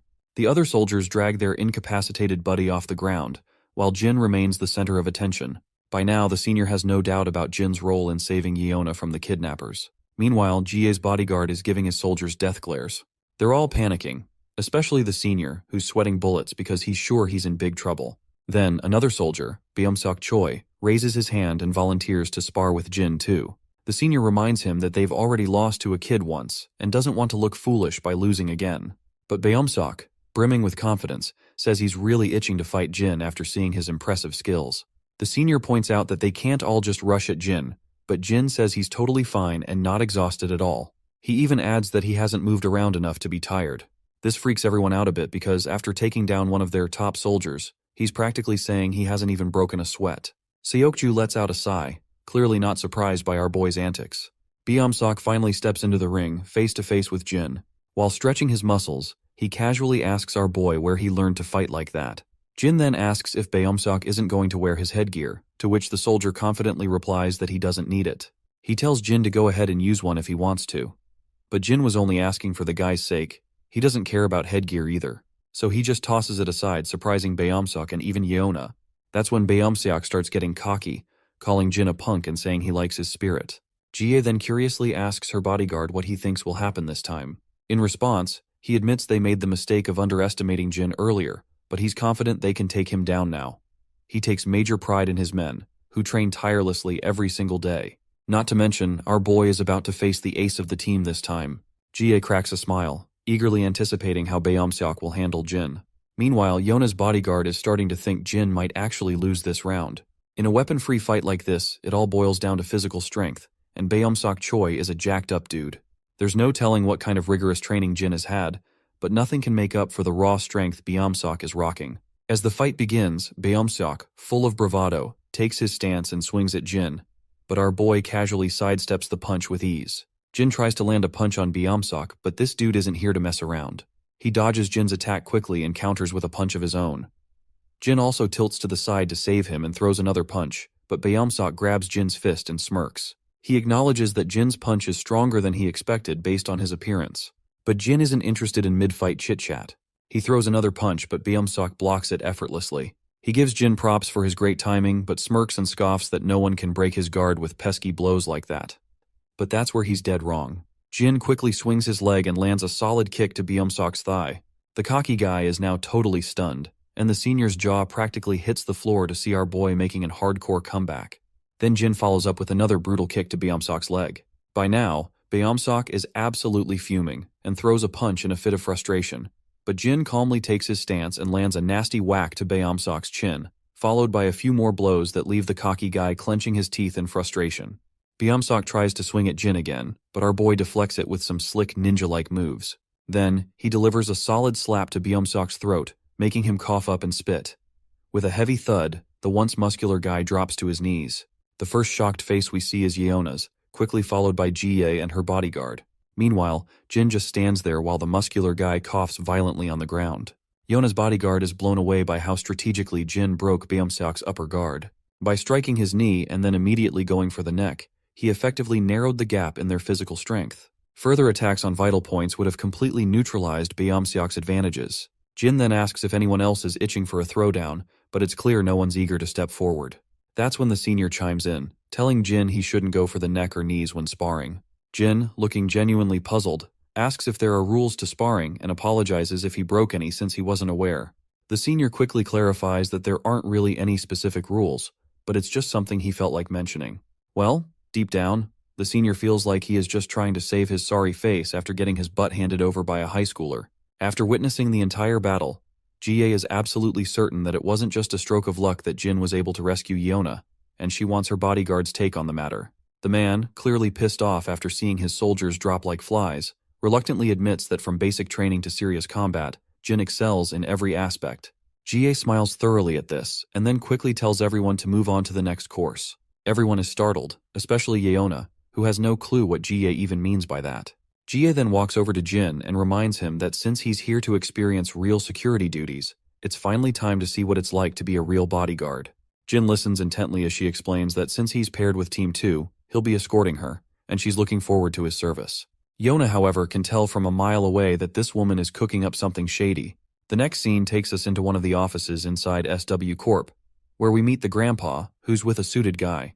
This suited guy is amazed that Jin is in the same class as Yona. He explains that he learned about Jin's background during their research, but it's still a shock to see that codename Jin is actually this young kid.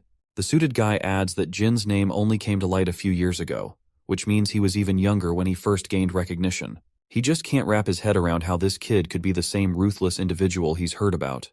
The scene then shifts back to the locker room, where Jin is finally suited up in a real bodyguard outfit, and he looks seriously badass. Evening has arrived, and we find Diane and her grandpa together. The old man asks her if Jin is still out with friends. In response, she explains that Jin had to take care of something and said he'd be a little late. The grandpa is concerned, saying Jin shouldn't stay out too late. He's sure Jin will be fine, but if he runs into any trouble with hooligans late at night, it could be a problem. The next scene shows the two defeated soldiers who were getting pretty cocky before fighting Jin. They're now getting an earful from their superior, and everyone is feeling ashamed after getting their butts kicked by Jin. The senior is so livid his veins are practically bulging, and he makes it crystal clear that they're about to face training like they've never seen before. The soldiers' faces fall when they hear this, and the senior lets out a sigh of relief that they didn't get chewed out by their boss today. Meanwhile, Yona is absolutely blown away when she sees Jin stepping out in his bodyguard uniform, looking like he's about to hit the town for a date.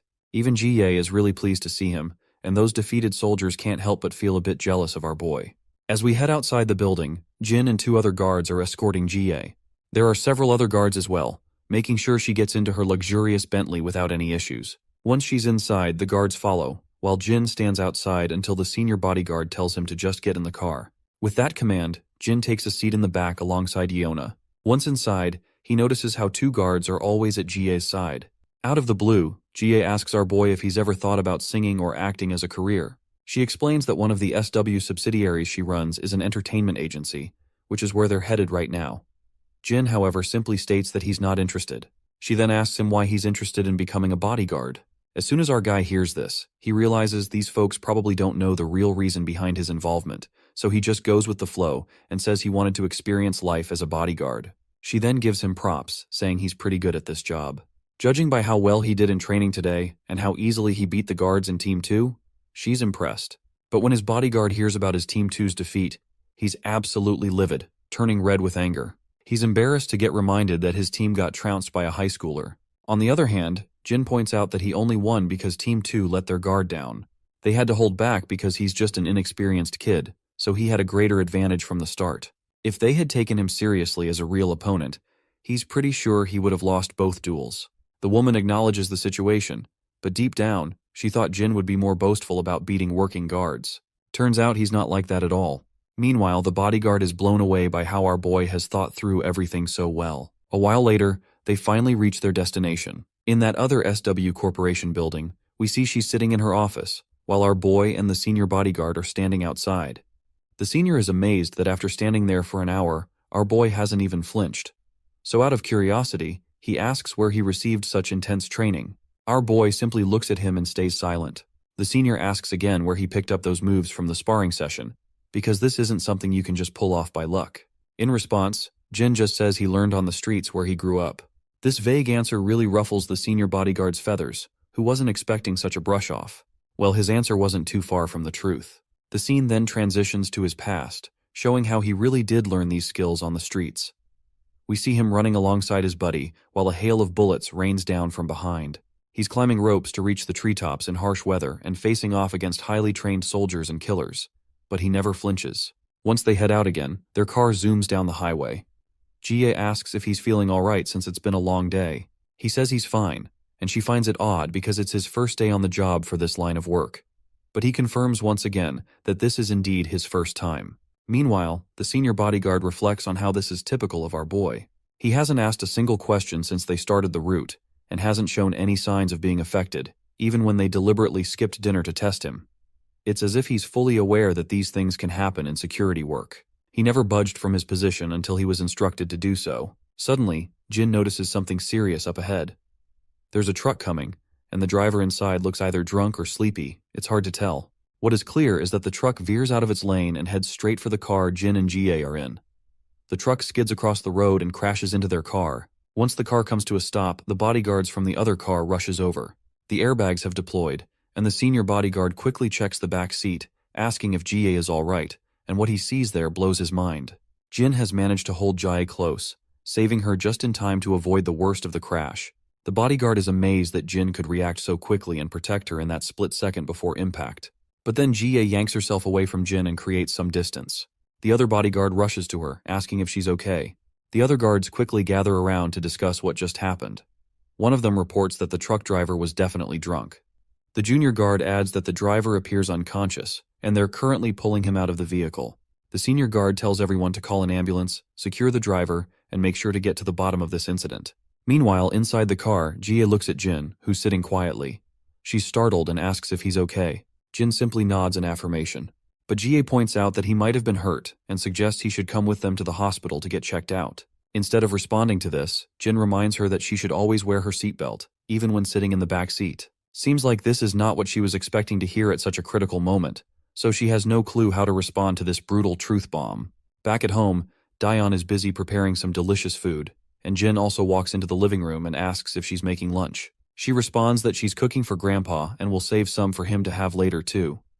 Jin reminds her that Grandpa is already at work. Daeon explains she plans to take it to his workplace, just like she used to visit him there often, but hasn't ever since our boy came back home. Jin decides to tag along with her and seals the deal with a warm smile. Later, in the bustling city, we find Grandpa happily chatting with his fellow officer. The officer is teasing him, asking if he won the lottery or something, since he looks so cheerful since returning from vacation. Grandpa looks puzzled and asks what he means. The officer points out that he just looks unusually happy lately. Grandpa is confused by the teasing, and his friend further reveals that apartment 703 just gave them some snacks to share. He's told to drop by to grab him after his shift.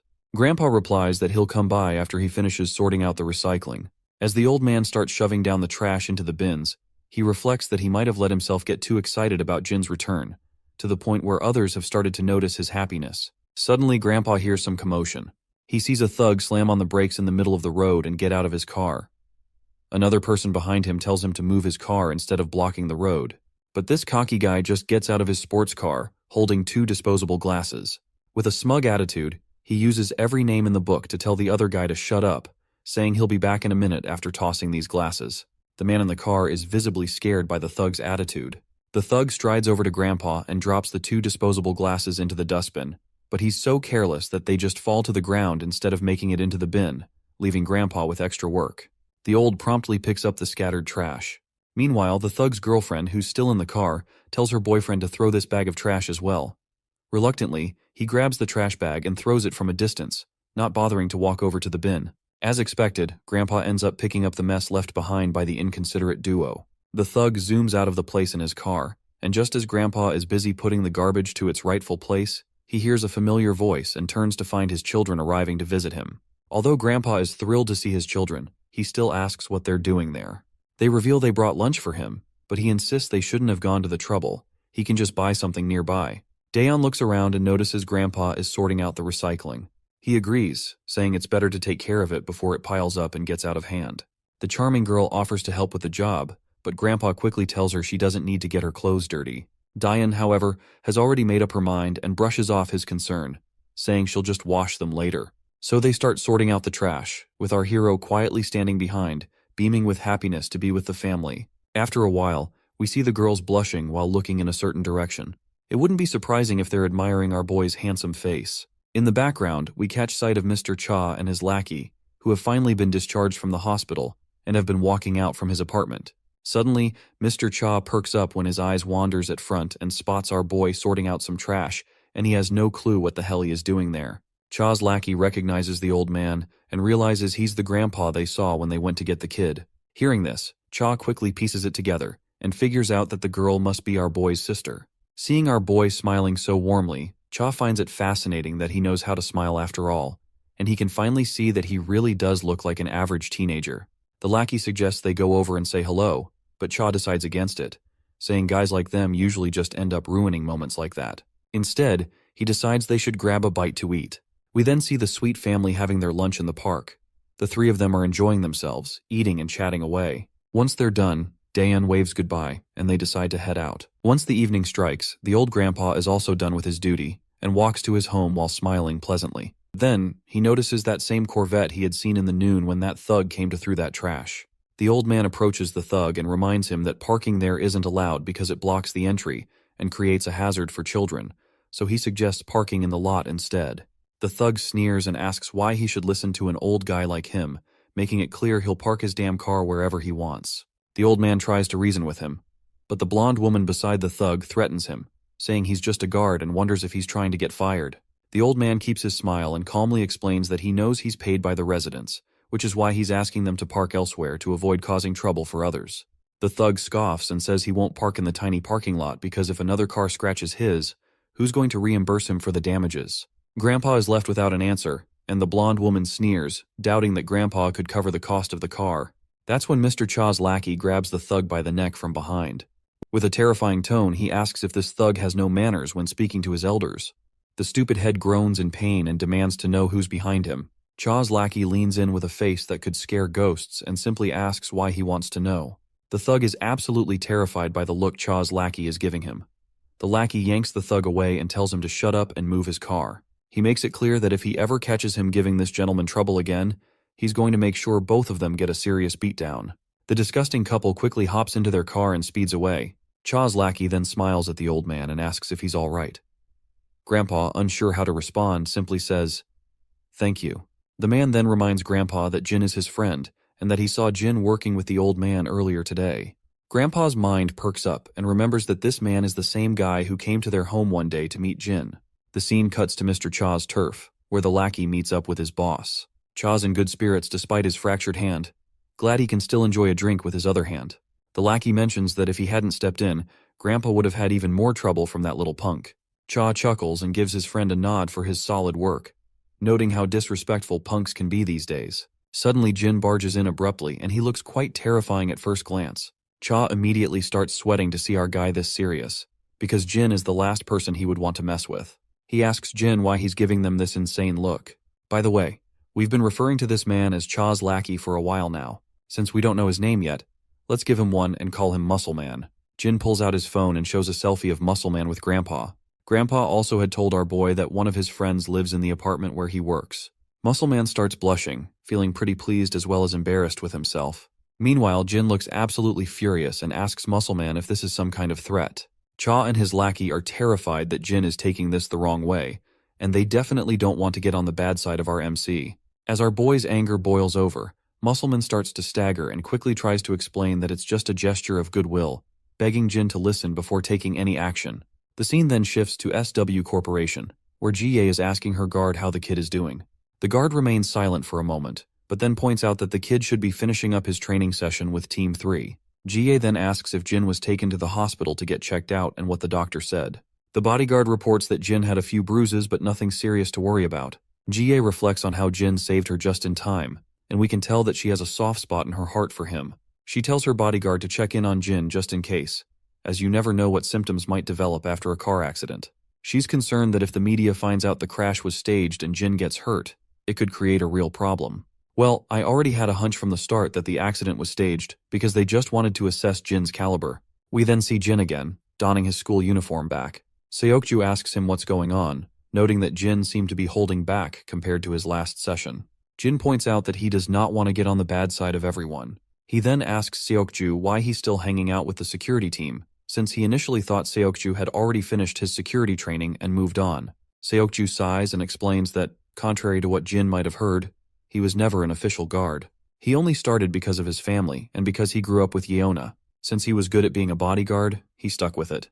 He admits that after seeing how Jin rescued Yona from kidnappers, he realized he's not as skilled as he thought he was and felt he needed to improve. Seokju mentions that he got all his training from SW but is curious about where Jin learned his moves, because he seems like a trained professional. Jin simply responds that he learned it on the streets where he used to live. Seokju senses that Jin isn't telling the full truth but decides not to press him further. After they finish preparing in the men's locker room and head out, they find Yona standing outside, eavesdropping. Jin doesn't bother to engage with her and continues walking, but Yona quickly speaks up, asking if he's not planning to try more field work today. Jin looks confused, and Yona blushes as she explains that she thinks it would be a good opportunity to hang out, and it won't take too long. Jin remains silent, and both her guard and Seokju stay quiet as well after hearing her odd wish. Later, a bunch of guards are stationed outside while Yona and Jin stop by a stall to grab some food. Yona excitedly explains that she missed cup noodles and triangle kimbaps so much while she was in the US. As Jin looks at his triangle kimbaps, he has a flashback to an unpleasant memory where his food fell out of the wrapper and hit the ground. Seokju looks a bit bewildered by the rundown spot they've chosen for eating. Yona notices and asks Jin if he's not going to eat anything. Our boy then replies that he doesn't think he should eat with her since he's supposed to be guarding her. Yona is startled by this, and Seokju quickly explains that Team 3 is responsible for escorting Yona right now, and their job is to blend in as her companions while guarding her from close by. Yona charmingly agrees and tells everyone to just dig into the food. Meanwhile, Seokju reflects on how Yona picked the convenience store near his home on purpose because she knew he would decline if she took him somewhere nicer. Yona then brings up the accident that happened while Jin was escorting Jaye and asks if he's okay. Jin replies that he's fine, all while staring at his triangle kimbaps inside the packaging. Yona then asks if Jie gave him a hard time, noting that Jie is known for being super demanding and harsh. In response, Jin simply says everything went smoothly. Yona finds this hard to believe, as it doesn't sound like Jie at all. She comments that Jie only smiles when she's insulting others. As they chat, Jin looks at Yona's pleasant personality and finds himself drifting back into his memories. He remembers her father, utterly exhausted and injured, with Jin himself panting heavily, gun in hand, scanning for enemies. Her father tells him to leave him behind, saying that at least one of them should survive. He adds that he doesn't have much time left, and even if he's saved today, he won't live much longer. He reassures Jin not to feel bad about abandoning an injured man because he's just glad that Jin stayed to help when everyone else refused. The father's only regret is not being able to see his daughter's face one last time before he dies. Jin tells him to stop being sad about it and insists that since he is still alive, he should just stand up and go see his daughter. The father's face lights up at Jin's words, feeling a glimmer of hope even in this despairing situation. And that's where we'll pause for now. It's been quite a ride through this manhwa, and if you enjoyed it, I'd love to hear your thoughts and feedback. Whether you're excited to continue this story or just want to share what you liked, let me know down in the comments.